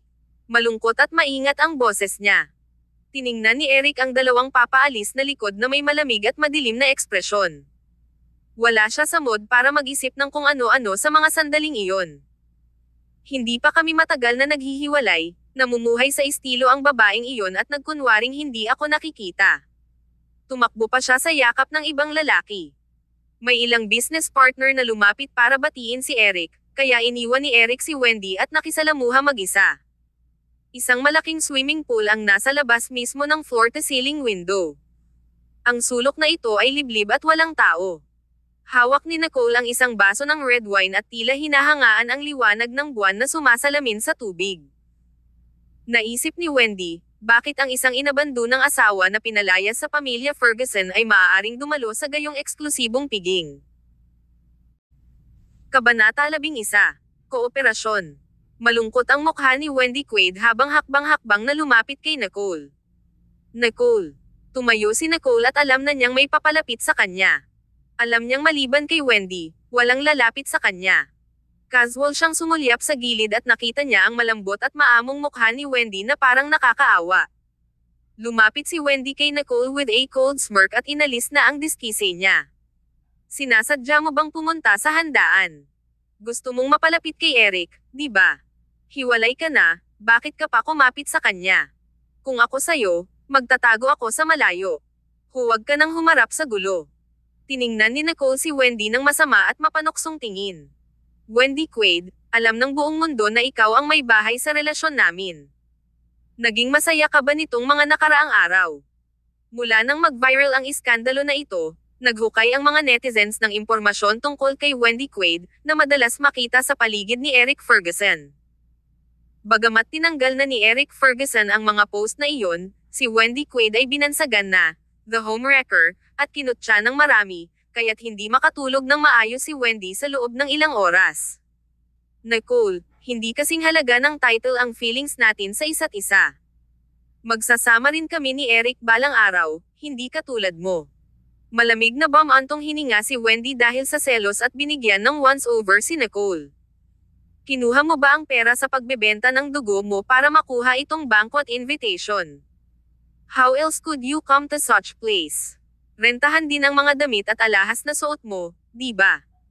Humakbang si Wendy. Bahagyang kumislap ang kanyang tingin habang naglalakad sa tabi ng pool na may malamig na ngiti. Nicole, humihingi ka lang. Habang sinasabi niya iyon ay biglang sumandal si Wendy at nahulog sa pool. Agad na nakatawag ng atensyon ng mga tao ang splash. Bulalas ng karamihan. Si Nicole ay tumingin sa tagpong ito na walang pakialam at madilim. Bigla niyang naisip ang tungkol sa piging 3 taon na ang nakararaan noong kakasal pa lang niya kay Eric. Ang eksaktong sitwasyong ito ay nangyari rin. Nicole, I will not congratulate you on your marriage. After all, Eric isn't in love with you. Kung hindi dahil sa kahit anong oras pwede kang mag-donate ng dugo sa akin, hindi papayag si Eric. Para pakasalan ka hindi ka magiging masaya kung hindi ka maniniwala sa akin. Tumalon si Wendy sa pool noon, at tumalon si Eric nang walang pagdadalawang isip. Napatunayan niya kay Nicole na nagmamalasakit si Eric sa kanya. Noon, inakala ni Nicole na balang araw ay magagalaw si Eric sa kanyang sinseridad, ngunit nabigo siya ng husto. Ngayon, tumalon ulit si Wendy sa pool at nagpumiglas sa tubig. Isang lalaki ang sumugod. Nang hindi tumingin, alam ni Nicole na si Eric iyon. Sabik niyang inilabas si Wendy sa pool. Eric, don't blame Nicole. I came to apologize pero hindi niya ako pinatawad. She must still hate me, but I'm sure hindi niya sinasadya. Mukha namang naagrabyado si Wendy habang lumiit sa yakap ng lalaki at pinipigilan ang mga hikbi. Naawa ang mga nanood kay Wendy at nagdududang tumingin kay Nicole. Narinig ni Grant Stanton ang kaguluhan at napakunot ang noo niya nang makita ang eksenang ito. Pinigilan siya ni Nicole na wag makialam. Sa halip, bumulong siya ng ilang salita sa kanyang tainga. Pagkatapos nun, umalis na si Grant. Hinawakan ni Eric ang basang-basang si Wendy at itinakip sa kanya ang jacket nito. Malamig na nanlilisik ang maitim niyang mga mata kay Nicole. Sinalubong ni Nicole ang kanyang tingin ng walang pag-iwas at nanunuya ang mga sulok ng labi nito. She used this trick a long time ago. Nahulog ka na naman ba? Walang pakialam si Nicole kung maniwala si Eric sa sinabi ni Wendy. Inipit niya ang isang hibla ng buhok sa likod ng kanyang tenga at ngumisi. It doesn't matter. Her acting skills are so subpar without any improvement after all these years. Pumikit ako sa kilos mo. Bakit ko kailangan tanggapin ito? Bakit kailangan kong makipaglaro sa kanya? Mababa lang ang IQ ko. Tatalikod na sana si Nicole at aalis nang biglang bumangon si Wendy mula sa pagkakayakap kay Eric at hinayla ang braso ni Nicole. Tumanggi si Wendy na pakawalan ang magandang pagkakataong ito para malinisan ang kanyang pangalan at umiyak. Nicole, alam kong hindi mo ako gusto, pero sa tuwing nagdo-donate ka ng dugo, binayaran ka ni Eric. Ano pa ba ang hindi ka nasisiyahan? Bakit mo pa rin ginugulo si Eric pagkatapos ng hiwalayan at paninirang puri sa amin? Ginawa mo ang lahat ng posible na pumunta sa party na ito dahil ayaw mong bitawan siya, tama ba? Kabanata 12. Payback. Kakaiba ang tingin ng mga bisita sa tatlo. Alam ng lahat ang tungkol sa iskandalo ng Ferguson, ngunit makapangyarihan ang mga Ferguson, kaya walang nang ahas na magdagdag ng gasolina sa apoy at pinanood lamang ang paglalahad ng drama. Hindi ba kasing inosente ang dating asawa ni Eric? Bahagyang kumunat ang noo ni Eric Ferguson at inisip na bastos si Wendy Quaid. Lalapit na sana siya at sugurin si Wendy nang makita niyang lumingon si Nicole na may malamig na mukha. Habang tulala pa rin ang mga tao, hinawakan ni Nicole ang braso ni Wendy at nagmarcha patungo sa pool. Si Wendy ay parang isang walang magawang tuta na hinihila ni Nicole at hindi man lang nagkaroon ng pagkakataong makaganti. Hinawakan ni Nicole ang baba ni Wendy, pagkatapos ay binigyan siya ng isang malutong na sampal sa mukha, dahilan para mapasigaw si Wendy sa sakit. Pagkatapos noon ay bumitaw na sa pagkakahawak si Nicole. Nahulog si Wendy sa pool na may malaking splash. Biglang tumigil ang sigaw ni Wendy habang nagpupumiglas sa tubig, gulat na gulat at napahiya. Binawi ni Nicole ang kamay niya. Ang kanyang titig ay malamig at matalim, at ang kanyang tono ay walang pakialam habang sinasabi niya, dahil inakusahan mo ako ng isang bagay na hindi ko pa nagagawa, dapat kong tuparin ito. Maaari mong ihinto ang pagkilos. Inaamin ko kung ano ako, tapos na ngayon. Inihagi si Wendy sa pool sa ilalim ng maingat na tingin ng lahat. Ibang-iba ang reaksyon niya kumpara sa unang pagkakataon nang siya ay tumalon sa sarili niya. Kaya, ang lahat ay nagsimulang mag-alinlangan. Kinwestiyon din ni Eric Ferguson kung ano ang nakita niya sa sandaling iyon. Parang ibang tao ang Nicole na nasa harapan niya. Hindi masyadong malalim ang tubig sa pool. Nakita ni Wendy na walang magliligtas sa kanya, kaya aakyat na sana siya nang biglang may naramdaman siyang malamig na likidong bumagsak sa kanyang ulo. Malakas ang bango ng 1,982 feet wine habang tumutulo ito sa buhok ni Wendy.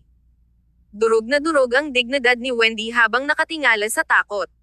Malamig at malungkot ang mga mata ni Nicole sa walang pigil na pang-aalipusta habang binuhusan niya ng kalahating baso ng alak ang ulo ni Wendy. Siya ay agad sa isang mas mahusay na mood. Ekstrang regalo ito sa iyo, Miss Quaid. Huwag ka munang magmadaling umalis. May isa pa akong surpresa para sa iyo. Nang umalis si Nicole sa eksena, lahat ay tumingin kay Wendy na may kasamang pang-aalipusta. Paano makakakilos ang isang masamang tao ng napakatuwid? Ang isa sa kanila ay kalmado at nakolekta, habang ang isa naman ay panic acting.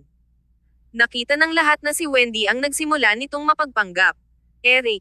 Nanginginig ang boses ni Wendy habang matamang nakatingin sa lalaki. Galit na galit si Wendy kay Nicole dahil inagaw ni Nicole ang atensyon ni Eric at lahat ng limelight sa kanya sa sandaling lumitaw siya. Kung hindi dahil kay Nicole, hindi magugulo si Wendy at hindi magiging katatawanan. Aminado si Wendy na nagpanik siya. Ang gusto lang niya ngayon ay magmadali at umalis dahil hindi niya alam kung ano pa ang mga pakulo ni Nicole.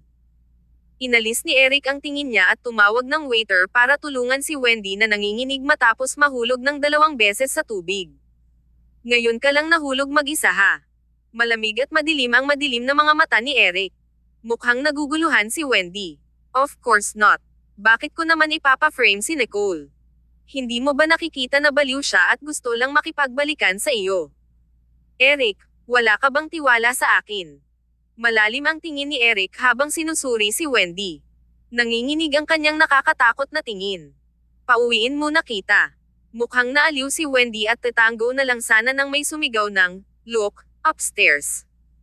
Nabaling ang atensyon ng lahat sa ikalawang palapag, kung saan nakatayo si Nicole na walang pakialam na may hawak na malaking malita na gawa sa katad na buwaya. Nakasandal siya sa rehas habang nakayuko ang mga braso at may hawak na sigarilyo. Ang mga butil ng usok ay nagdulot sa kanya ng kaakit-akit na hitsura na ang karamihan ay hindi maialis ang kanilang mga mata. Nanginag ang puso ni Wendy, pagkatapos ay pinagmasdan si Nicole na casual na naglabas ng isang salansan ng mga pera mula sa bag na nasa tabi niya at inihagis ito ng walang kabuluhan. Ang malulutong na perang papel ay lumutang sa hangin at nahulog sa lupa at tubig. Ipinagpatuloy ni Nicole ang paghahagis ng pera sa mga dakot.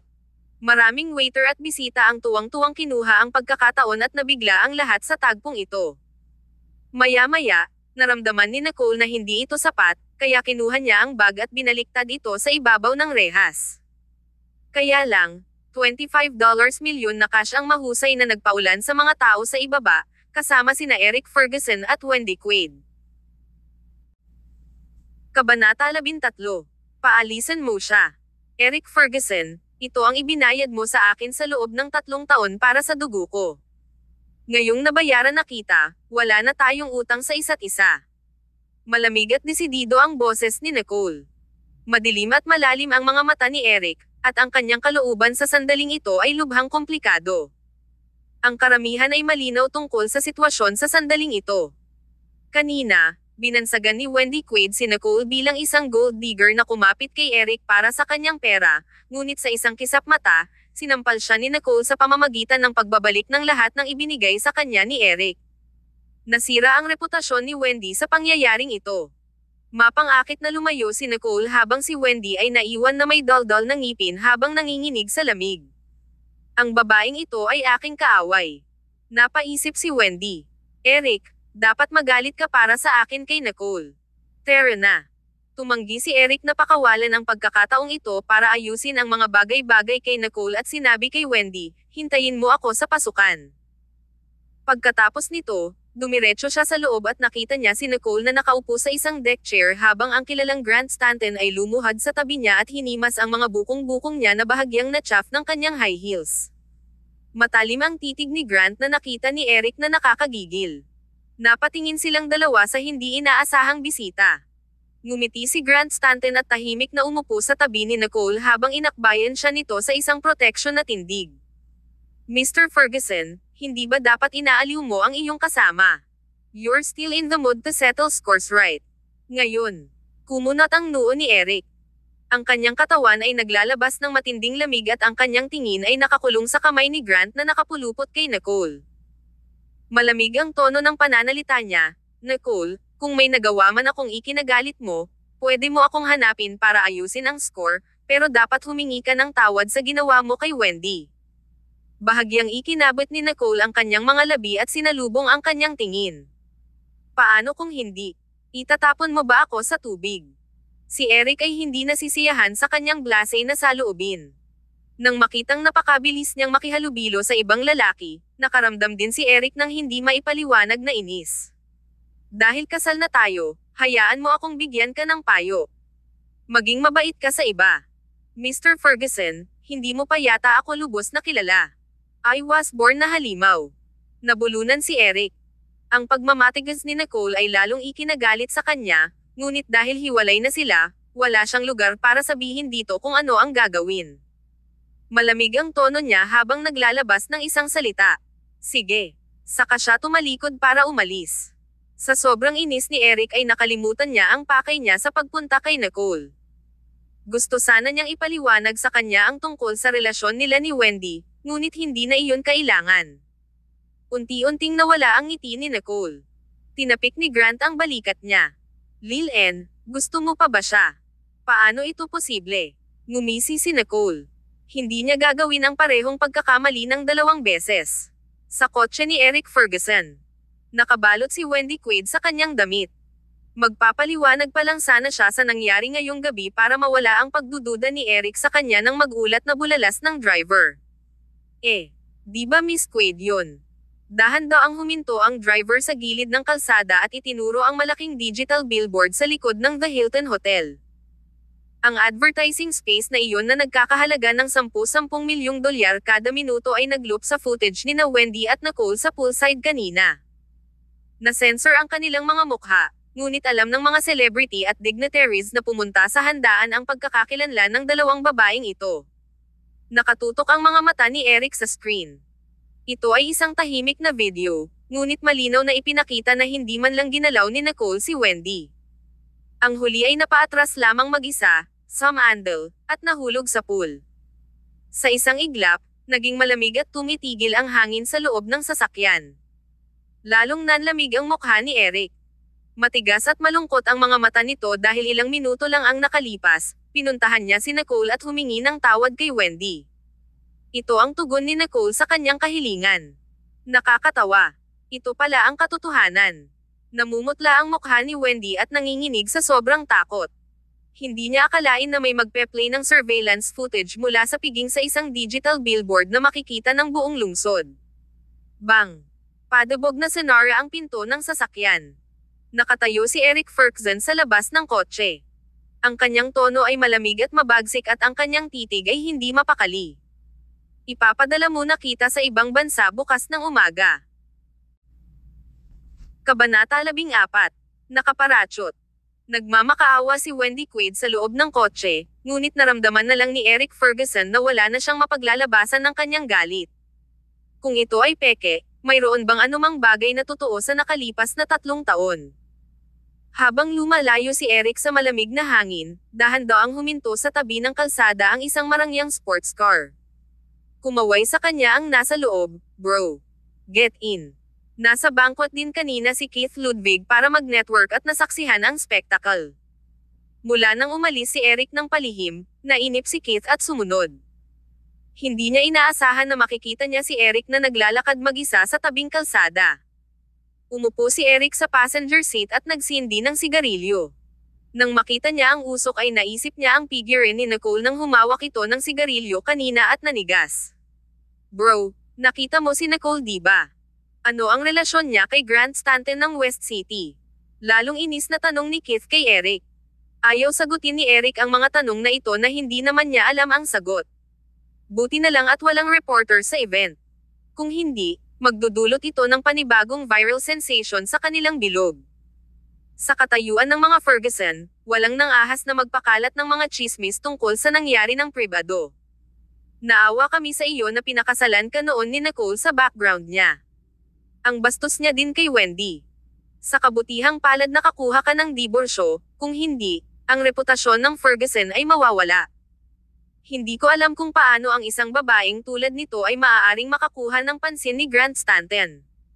Sa katayuan ni Eric, dapat lamang siyang magpakasal sa isang anak na babae ng isang mayamang pamilya. Si Nicole ay isang gold digger lamang na nagpakasal sa pamilya Ferguson para sa pera, kaya walang sino man sa mga kaibigan ni Eric ang nagkagusto sa kanya. Nang marinig ang walang kabuluhang mga salita ni Keith, nakaramdam si Eric ng bakas ng kakulangan sa ginhawa sa kanyang puso. Ang mga mata ni Eric ay natatakpan ng isang layer ng hamog na nagyelo at ang kanyang mga mata ay malalim at madilim. "Tama na, tumigil ka na sa pagsasalita." Napaawang ang labi ni Keith. At least yung babaeng yon ay may alam at nakipaghiwalay. Mas mabuting layuan niya si Eric. Natahimik si Eric. Malungkot ang mukha niya habang tinutusok ang sigarilyo at itinapon sa bintana. "Gusto mo bang uminom?" Nag-propose si Keith. Tumanggo si Eric. "Oo naman." Kailangan niyang alisin ang iritableng nararamdaman sa kanyang dibdib. Pagkatapos ng munting palabas na ito, si Nicole ang naging bida sa piging. Sinamantala rin ni Grant Stanton ang pagkakataon na formal na ipakilala si Nicole bilang ang parachuted vice president sa kumpanya. Ilang sandali pa ay dumami ang espekulasyon tungkol sa relasyon ni Nicole at Grant, ngunit wala sa kanila ang nag-abalang magpaliwanag at tinawanan lamang ito. Kinailangan ni Nicole na magkaroon ng matatag na posisyon sa kumpanya bago nila ipahayag ang kanyang katayuan bilang kahalili ng kumpanya. Dapat umasa muna siya sa sarili niyang kakayahan, kaya ang network niya ang pinakamahalaga. Nagkaroon ng maraming kawalang kasiyahan sa loob ng kumpanya, ngunit walang sino man ang nangahas na tumutol sa desisyon ni Grant Stanton. Inatasan pa ni Grant ang kanyang kanang kamay na si Logan na maging sekretarya ni Nicole. Naglaan din si Grant ng ilang oras para bigyan siya ng karagdagang mga aralin, kaya mananatili si Nicole sa opisina ni Grant ng 2 oras pa araw-araw bago sila umalis sa trabaho. Pagtingin kay Nicole, na dahan-daang nakaupo sa isang tamba-tamba, tumawa si Grant at pinagbantaan siya. "You're such a lazy bum. Why don't I get Dad to teach you personally next time?" Agad namang umupo si Nicole. "Huwag naman sana. J&L's anniversary is in 2 days. May project sila na ino-offer, kaya mo naman." Naningkit ang mga mata ni Nicole. "Okay. Kukunin ko talaga sa bag. Hindi ganoon ka-simple. Alam ng lahat na ito ay isang malaking slice ng cake, kaya hindi ganoon kadaling mapunta ito. Malamang na nasa ibang bansa ako para sa isang pulong sa oras na iyon, ngunit dapat na bumalik si Kai. Babalik ba siya? Sasanduan ko siya." Matagal nang hindi nakita ni Nicole ang kanyang ikatlong kapatid na si Kai Stanton.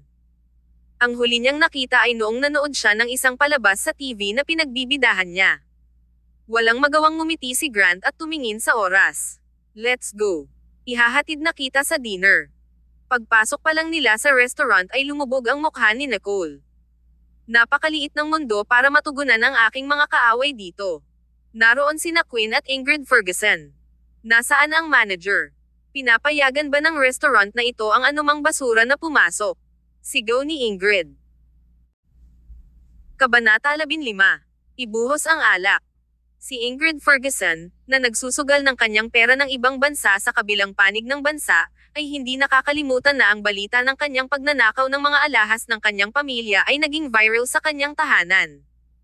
Nasira ang kanyang reputasyon. Sa sandaling bumalik si Ingrid sa bansa, ang mga kababaihan sa kanyang piling bilog ay tumingin sa kanya ng may pag-aalipusta. Bukod dito, ang taong nagsimula ng lahat ng ito ay si Nicole, na kanilang pinalayas sa pamilya Ferguson. Ngayong nakita ni Ingrid si Nicole sa restaurant na ito, nanggigigil ang kanyang mga ngipin sa galit. Noon, minamaliit ni Ingrid ang hindi kilalang pinanggalingan ni Nicole at nilibot siya. Nang makita niyang muli si Nicole, hinanap niya ang manager ng restaurant. Narinig ng manager ang gulo at sumugod siya. Ang lahat ng mga quest na dumating sa restaurant na ito ay may mga reserbasyon at pawang mga maimpluwensyang tao na hindi niya kayang masaktan. Mrs. Ferguson, pasensya na po talaga. Sinama ng tingin ni Ingrid si Nicole at gusto siyang sampelan ng ilang beses para maibsan ang galit. She's affecting my mood for dinner. Paalisan mo na siya dito. VIP customers mo kami. Lumingon ang manager at laking gulat niya nang makitang namumula ang gwapong mukha ni Grant Stanton. Ang babae sa tabi ni Grant Stanton ay may malabong ngiti sa kanyang mukha. Napakaganda at regal niyang tingnan na nakatabing sa kanyang likuran ang mahaba niyang kulot na buhok. Siya ay may kumikinang na mga mata at nakamamanghang tampok at hindi siya tumingin kahit kaunting naapektuhan ng pagsabog ni Ingrid Ferguson. Nagmamadaling pumunta ang manager at magalang na yumuko para salubungin sila. Welcome, Mr. Stanton. Handa na ang table mo. This way, please. Nagiba ang mukha ni Ingrid habang sinusuri niya si Grant Stanton. Bakas ang pagkamangha sa kanyang mga mata, ngunit nang makita niyang hawak niya si Nicole ng maingat, napangiwi siya sa kawalan ng kasiyahan. Hoy! Hindi mo ba ako narinig? Umalis ka nga dito. Pinalaki ni Queen si Nicole ng may pang-aalipusta at nag-echo sa gilid. Yeah, she should take a look at herself in the mirror. How dare she come here? Nicole, sa tingin mo kaya mong maging mayabang sa amin pagkatapos mong mahanap ang sarili mo bilang sugar daddy? Ang isang babae na pinalayas sa pamilya Ferguson ay hindi may karapatang magpakita dito. Ngumisi si Grant. Ang kanyang mapang-api na aura ay napakalaki, kicked out sa pamilya Ferguson. Ang iyong kakayahan upang i-twist ang isang kwento ay medyo kahanga-hanga. Kailan ang mga Ferguson ay naging napakawalang galang? Galit na galit siya at inisip kung anong klaseng buhay mayroon si Nicole noong nananatili siya sa mga Ferguson. Natigilan si Queen. Namula ang mukha niya sa galit habang nakatingin sa manager at nagutos. Anong ginagawa mo at nakatayo ka pa dito? Ayokong makita sila. Bumaba ang mukha ng manager. Desidido siyang nagsalita, Mrs. Ferguson, Miss Ferguson, Mr. Stanton is a major shareholder of our restaurant, so if you don't want to see them, you can leave. Natigilan sina Queen at Ingrid, at patuloy na nagbabago ang kanilang mga ekspresyon. Ngumisi si Nicole. Malinaw at walang pakialam ang kanyang tingin. Nilinggan ni Nicole si Grant. Lure them. Kain na lang tayo, so there's no need for this impasse. May sasabihin ako sa kanilang dalawa, para pumasok ka at hintayin mo ako. Mukhang nagalit si Grant, ngunit nang maisip niya ang katotohanan na si Nicole ay isang nagbagong babae, nakadama siya ng katiyakan na makakayanan niya ang sitwasyong ito. Sa bahagyang tango, tumalikod si Grant at pumasok. Kahanga-hanga siyang masunurin. Ang natitirang Queen at Ingrid ay hindi natakot kay Nicole. Umupo si Ingrid doon at malamig na ngumuso. At least you're still self-aware. Our family won't care who's your new sugar daddy. Ni minsan hindi ka nagustuhan ng kapatid ko, so I can make you vanish in a minute. Tumingin si Nicole at ngumiti. Ang kanyang mga mata ay walang pakialam. Kung ganoon, ano ang gusto mo? How about this? Ibuhos mo sa akin ang isang baso ng alak at humingi ng tawad. Sigurado akong sanay ka nang magsilbi sa iba ng ganito. Hindi ba madalas mo itong ginagawa noong nananatili ka pa sa amin? I'll let you off the hook na ito minsan kung pagsilbihan mo ako ng mabuti. Napataas ang kilay ni Ingrid at malamig na ngumuso habang hinihintay na yumuko si Nicole sa kanya at aminin ang kanyang pagkakamali. Tumawa si Nicole, umakyat para kunin ang decanter, pagkatapos ay magaling na nagbuhos ng isang baso ng alak at iniabot ito. Ikinawit ni Ingrid ang kanyang mga labi sa panghahamak. Bago pa mahawakan ng kanyang kamay ang baso ng alak, nakaramdam siya ng lamig sa kanyang ulo. Tumalsik sa ulo ni Ingrid ang bawat patak ng alak sa baso na hawak ni Nicole. Bago pa man sumigaw si Ingrid na tumayo, idiniin siya ni Nicole sa mga balikat. Tinulak ni Nicole si Ingrid at sinabing malapit sa tenga, "Miss Ferguson, tandaan mo ito. Ako ang naglabas ng hiwalayan. Ako ang taong ayaw na may kinalaman sa pamilya mo. Kung maglakas loob kang yumuko ng totoo, ipapakita ko sa iyo kung sino sa atin ang mawawala dito." Kabanata 16. Chance Encounter. Umalis si Nicole ng may estilo. Namutla ang mukha ni Ingrid, at bago pa siya makapag-react, sampin si Queen ng malakas sa gilid at sinabihan ang waiter na linisin ang kalat. "Baliw ba itong Nicole na ito? How dare she do this to you?" Marahas na wika ni Queen. Sa isang kisap mata ay inakay na si Nicole ng manager sa VIP room sa kabilang side ng restaurant. Basang-basa ng red wine ang buhok at damit ni Ingrid. Mukha siyang kawawa. Nang bumalik siya sa katinoan, sa sobrang galit niya ay gusto niyang sundan si Nicole para ayusin ang score, pero pinigilan siya ng waiter. "Miss, kailangan mo bang magpalit ng damit?" Tinitigan ng mga nakapaligid na parokyano ang mukhang kahabag-habag na si Ingrid, na galit na tinapakan ang kanyang paa. "Hindi ko hahayaang makawala siya dito."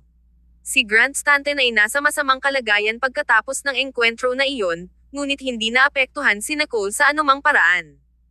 Tumingin siya kay Grant at ngumiti. "G, may shopping date ako kay Yvette mamaya, gusto mo bang sumama sa amin?" Binigyan siya ng isang tabi ng lalaki at malamig ang tono nito. "Okay ka pa rin sa mood para sa hapunan at pamimili. Tingnan mo ang ugali ng mga Ferguson sa iyo. Napaka-condescending nila." Tumingin si Nicole at ngumiti nang walang magawa. Isang bakas ng lamig ang bumungad sa kanyang mga mata. "It doesn't matter. You don't have to take it to heart. Tapos na rin naman. Hindi na nila ako guguluhin. Kahit gawin nila, hindi na talaga ako ang pushover na hahayaan silang gawin bilang pakiusap nila." Pagkatapos kumain ay nakita na nila ang sasakyan ni Eric Ferguson pagkalabas nila ng restaurant. Si Ingrid, na nakaupo sa kotse, ay mabilis na hinayla palabas si Eric sa unang pagkakataon na nakita niya si Nicole. Umiyak siya at nagreklamo. "Kuya, ginawa niya ito. Ngayon lang ako napahiya dahil sa babae na ito. Mapapatunayan ito ni Mama." Tumayo doon si Nicole na may malamig na mga mata at lumakad palayo habang hawak ang kamay ni Grant, hindi pinapansin ang mga Ferguson. Malungkot ang mukha ni Eric. Hindi siya naniniwala na magiging ganito kasama si Nicole. Nang maisip niya ang maling akusasyon ni Wendy sa kanya, natakot siyang magdulot ng panibagong hindi pagkakaunawaan at hinintay na dumating si Nicole para ipaliwanag ang sarili, ngunit hindi man lang siya nilingan at umalis.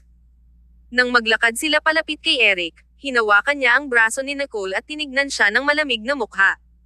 "Nicole, dapat bigyan mo kami ng paliwanag sa nangyari kanina." Bahagyang itinaas ni Nicole ang kanyang mga mata upang tumingin sa kanya at mahinang ngumuso. "Ginawa ko. Ano bang dapat ipaliwanag?" Pagkatapos ay itinaas niya ang kanyang paa para umalis na parang wala siyang pakialam sa bagay na ito. Wala ring pakialam si Nicole sa ugali ni Eric. Humigpit ang pagkakahawak ni Eric na naging dahilan para hindi komportable si Nicole. Nilingan niya ito gamit ang magagandang mata nito na tumatagos sa lamig. "Mr. Ferguson, sinusubukan mo bang i-settle ang score para sa kanya?" "Kuya, wag mo siyang pakawalan. Naglakas loob itong tretuhin ako ng ganito, kaya hindi mo siya mapapatawad ng ganoon kadali."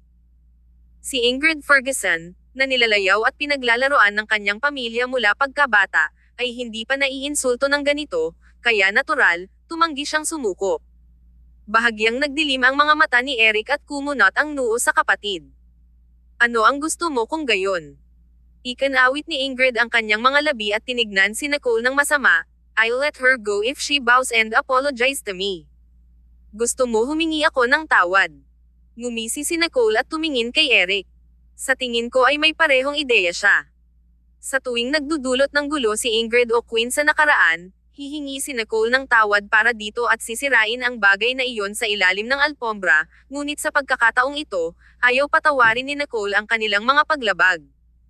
Mr. Ferguson, gusto mo rin bang humingi ng tawad? Pinakamabuting suriin ang footage ng surveillance sa restaurant upang malaman ang dahilan ng bagay bago pumunta sa conclusion. Si Miss Ferguson ay hindi isang inosenteng biktima, kaya bakit ang sarili kawawa? Sarcastic na sabi ni Nicole.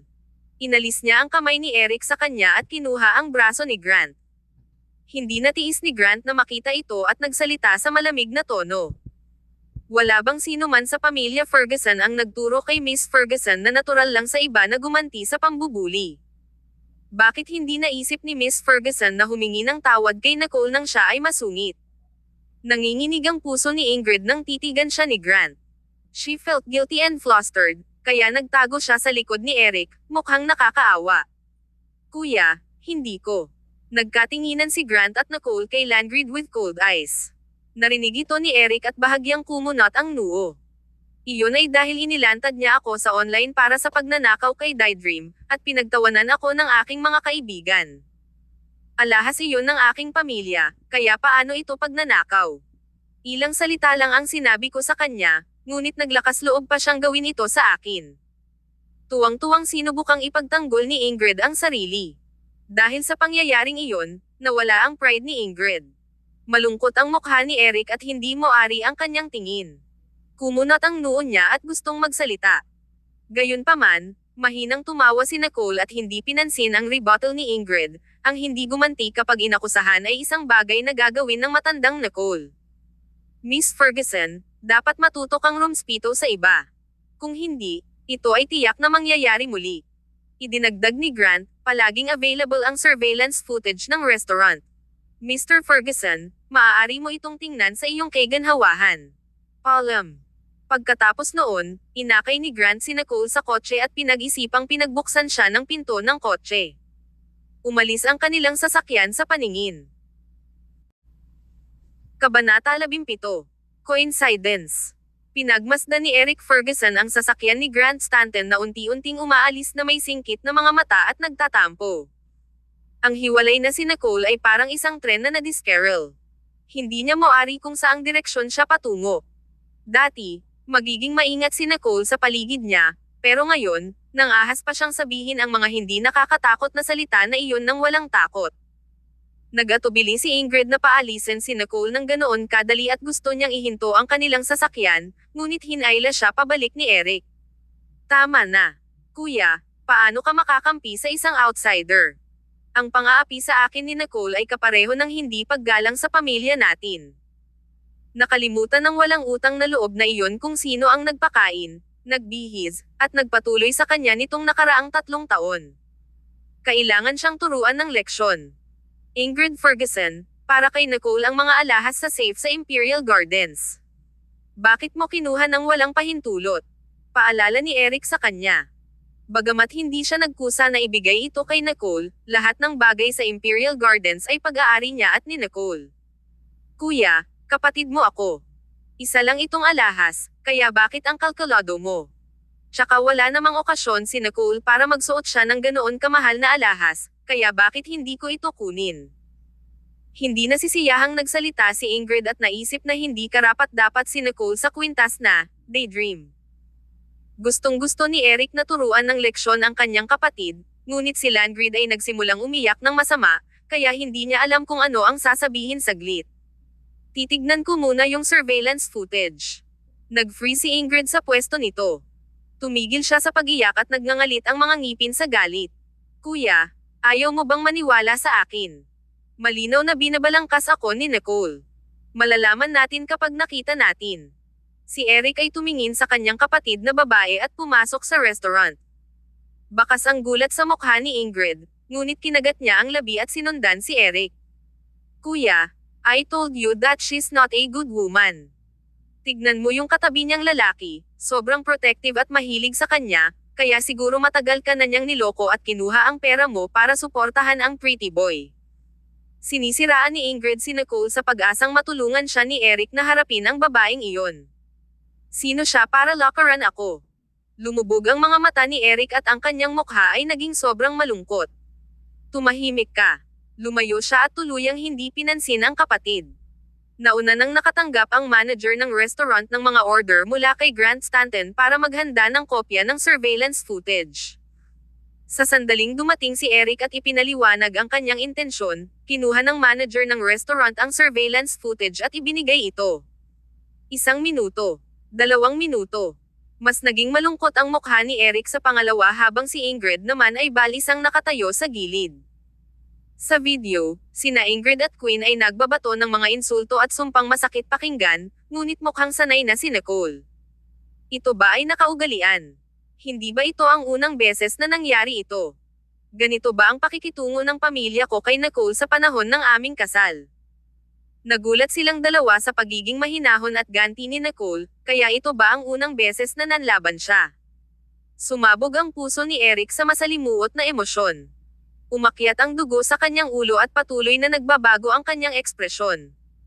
Bigla niyang itinigil ang video at mabilis na naglakad palabas. Kuya, hintayin mo ako. Ingrid Ferguson, hindi ito ang unang beses na inatake mo siya, tama ba? Sinaman ng tingin ni Eric ang kapatid. Namutla ang mukha ni Ingrid at parang nakakakilabot ng mabilis niyang itinanggi. Ano? Nagalit lang ako na nakahanap siya ng ibang lalaki kaya kaagad pagkatapos ng hiwalayan niyo. Bakit ko naman siya papagalitin? Ngumisi si Eric. Hindi na siya naniwala sa kanyang mayabang at paiba-ibang kapatid na babae. Pumunta ka at humingi ng tawad kay Nicole. Ayoko. I'd rather die than apologize as kanya. Labis na sigaw ni Ingrid. Si Nicole ang nagbuhos ng alak sa buong katawan ko, kaya bakit ako hihingi ng tawad sa kanya? Kabanata 18. Isang taong hindi mo kayang makigulo. Hinatak ni Ingrid ang braso ni Eric. Kuya, kailangan mo akong tulungan. Hindi ba kinuha ni Nicole ang pera mo para itaguyod ang kanyang manliligaw? Malinaw na may relasyon siya sa lalaking iyon. Tinanggal ni Eric si Ingrid sa braso. Masungit ang tono niya habang malamig na dumura. Ang lalaking iyon ay si Grant Stanton mula sa West City. Siya ay isang taong hindi mo kayang guluhin. Nagsimula siyang magduda. Di ba ang diborsyo lang ang problema ko? Marahil ang buong pamilya Ferguson ang problema. Natigilan si Ingrid. Bagamat hindi pa niya nakilala si Grant Stanton, alam ng bawat babae sa elite circle na siya ang pinakakarapat dapat na bachelor sa West City. Siya ay napakahiwaga at marangal. Hindi mabilang na babae ang yuyuko para lang pakasalan ang lalaking ito, pero kasama niya si Nicole. Galit siya. Dahil hindi siya sinuportahan ng kanyang kapatid, maaari na lamang siyang humingi ng tulong sa iba. Agad namang tumawag si Ingrid. Keith, binubuli ako ni Nicole. Kailangan mo akong tulungan. Sa opisina ni Grant Stanton sa Stanton Tower, pinanood ni Nicole ang pagtitimpla ni Grant sa kanya ng isang tasa ng kape ng may husay at biyaya. Noon lang, nakatanggap siya ng tawag mula kay Dominic Young, ang presidente ng Falcon Entertainment. Nicole, I got insider information that Miss Ferguson found someone to follow you discreetly. Do you need help to solve this? Bahagyang kinagat ni Nicole ang labi at ngumiti. Ang kanyang tingin ay walang pakialam. Let her be. I'll just go with the flow. Makakatipid ito sa akin ng ilang bayad sa publisidad. Pagkatapos niyang ibaba ang tawag, bahagyang kumunot ang noo ni Grant at tumigil sandali. Ano ito? Miss Ferguson hired someone to follow me. Let her be. Hindi ito isinasapuso ni Grant dahil ang maliliit na panlilinlang na ito ay nasa kanilang kontrol. Inabot niya ang isang mabangong tasa ng kape na kakagawa lang niya para sa kanya. Ingat ka, ang init. Ngumiti si Nicole at kinuha iyon, saka ipinikit ang kanyang mga mata upang lasapin ang amoy. Ang iyong kape ay ang pinakamahusay, higit na mas mahusay kaysa sa mga nangungunang barista sa mundo. Sa tingin ko ay tiyak na mapapalaki mo ito kung magbubukas ka ng isang kafe. Ngumuso si Grant at sinulyapan siya ng walang magawa. Walang iba kundi ikaw ang kayang uminom ng kape ko.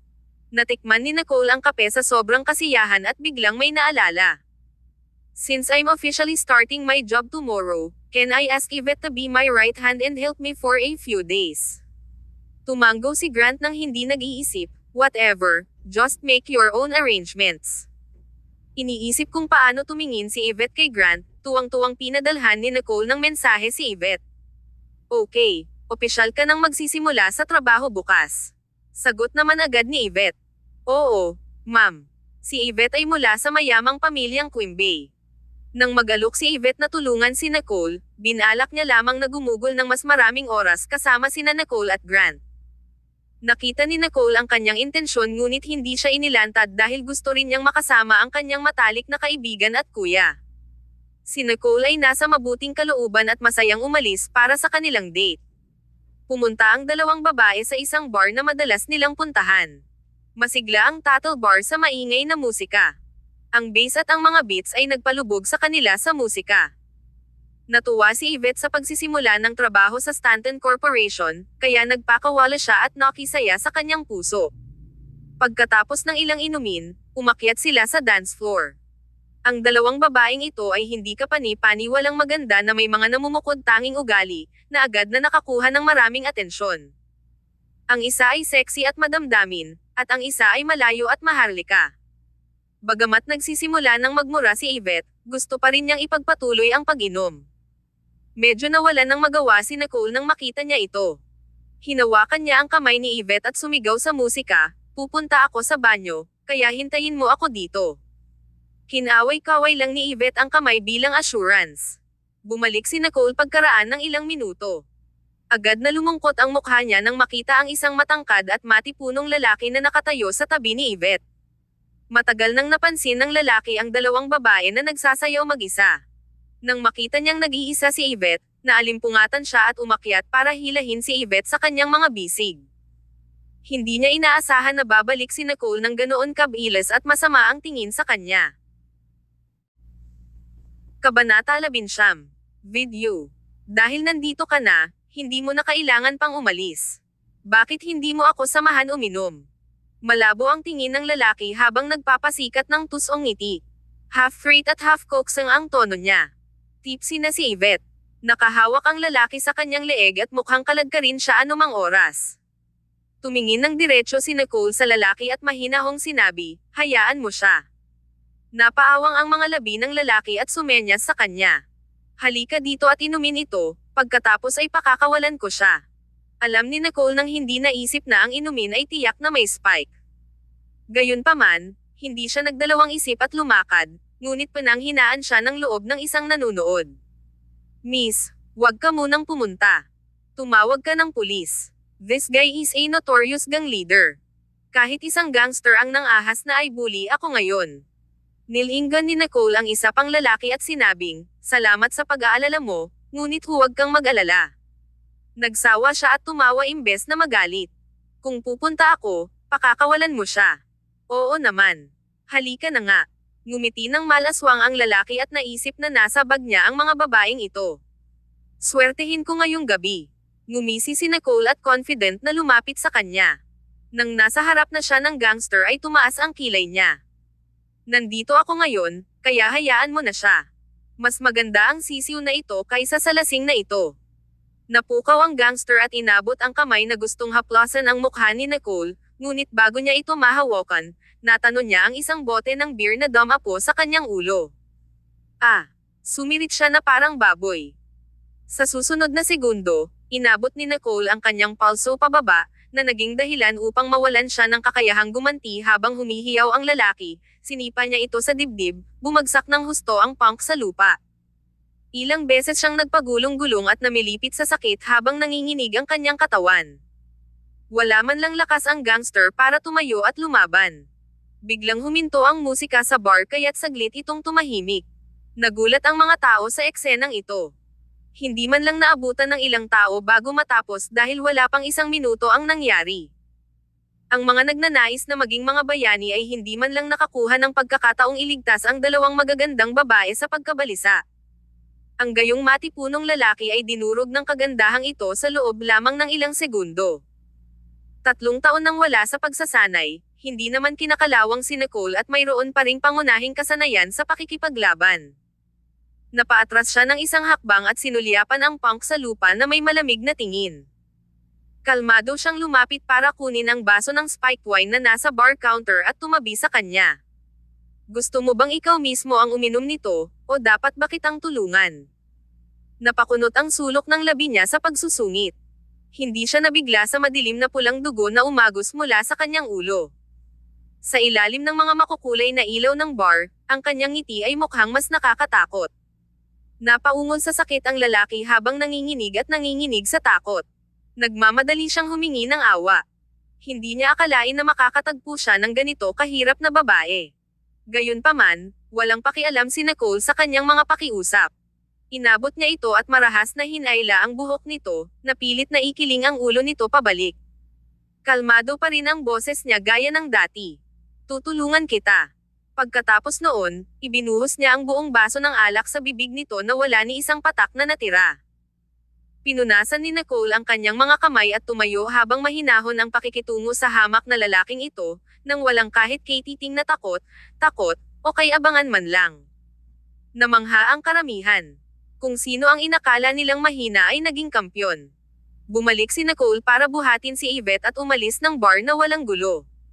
Let's go. That guy just ruined our night. Nang bumalik ang lahat sa kanilang katinoan ay nawala na ang babae sa pintuan. Tinatakpan ng gangster ang kanyang sugat sa sakit habang gamulong-gulong siya sa kawalan. Mukha siyang kaawa-awa na parang uod. Ang ilang mga paparazzi na naruroon ay nanunood sa buong palabas sa kasabikan. Lumabas ang isa sa kanila para tumawag. Mr. Ludwig, we took a video of Nicole hit someone at the bar. This content will surely go viral. If we post it online, masisira ang image niya. Si Keith Ludwig ay kumakain ng sariwang hanging caviar sa sandaling iyon. Ngumiti siya ng matamis. Sige, i-post mo na. Wala pang isang araw at nilabas na ni Nicole ang pusa sa bag.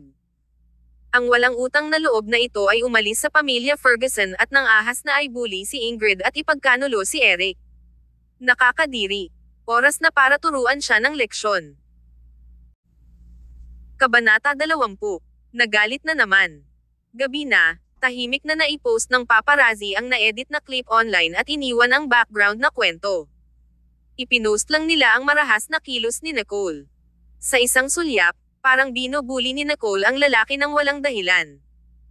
Matapos ang mahimbing na tulog, hindi nakalimutan ni Nicole na iyon ang una niyang opisyal na araw sa trabaho at gumising sa oras upang pumili ng kanyang damit. Sumakay si Yvette sa kanyang maliit na convertible at galit na itinulak ang pinto. Nicole, lahat na naman ng mga online na yan ay pinagdadamot ka na naman. Bahagyang natigilan si Nicole. Baiting me. Bakit? Ipinakita ni Yvette kay Nicole ang video na pinost ng paparazzi. 10 segundo lang iyon, ngunit kitang-kita nito ang matinding kaibahan ng pag-alit na tingin ni Nicole sa miserableng hitsura ng lalaki. Ang mga sumusunod na komento ay tungkol sa panloloko ni Nicole. Ang dating asawa ni Eric Ferguson ay nagkaroon ng rendezvous sa isang bar ng hating gabi at may binugbog pa. May mga nagkomento din kung gaano kalupit si Nicole. Ang insidenteng ito ang nagtulak kay Nicole sa mga nangungunang trending topics sa social media. Walang pakialam si Nicole at pinatay ang screen. It doesn't matter. It doesn't affect your mood if you don't look at it. Now, go get ready for work. Naiinis si Yvette para kay Nicole. Kahit sobrang daming nainom ni Yvette kagabi, may malay pa rin siya sa mga oras na iyon at alam niyang ipinaglaban lang ni Nicole ang lalaki para panindigan siya. Hindi ko hahayaan na ganito na lang. You don't need to care. Ako na ang bahala dito. Tere na sa trabaho, sabi ni Yvette. Nang makalabas na sila, magalang na tumayo ang mayordoma ni Floyd Stanton sa pintuan. Miss, hinihintay ka na ng driver sa labas. Kumunat ang noo ni Nicole. Masyadong kapansin-pansin na pumasok sa trabaho na minamaneho ng isang magarang sasakyan, kaya agad siyang tumanggi. No thanks, magdadrive ako papunta sa trabaho. Hindi nagmamadaling kinuha ng mayordomo ang isang set ng susi ng sasakyan. Espesyal na pinili ng chairman ang pinakabagong mga modelo ng sasakyan para sa iyo. Nakalagay ang mga ito sa iyong garahe. Nag-order din siya ng ilang modelo, na aabutin pa ng ilang araw bago dumating, kaya tinanong niya iyon na pansamantala mong ginagawa ang mga ito. Nanlaki ang mga mata ni Yvette sa pagkamangha at naiwang tulala. Wow!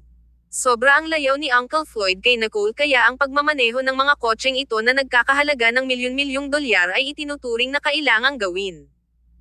Ang maliit na convertible na minamaneho ni Yvette ay hindi pa sapat para makabili ng mga gulong ng anumang sasakyan na nakaparada sa garahe ni Nicole.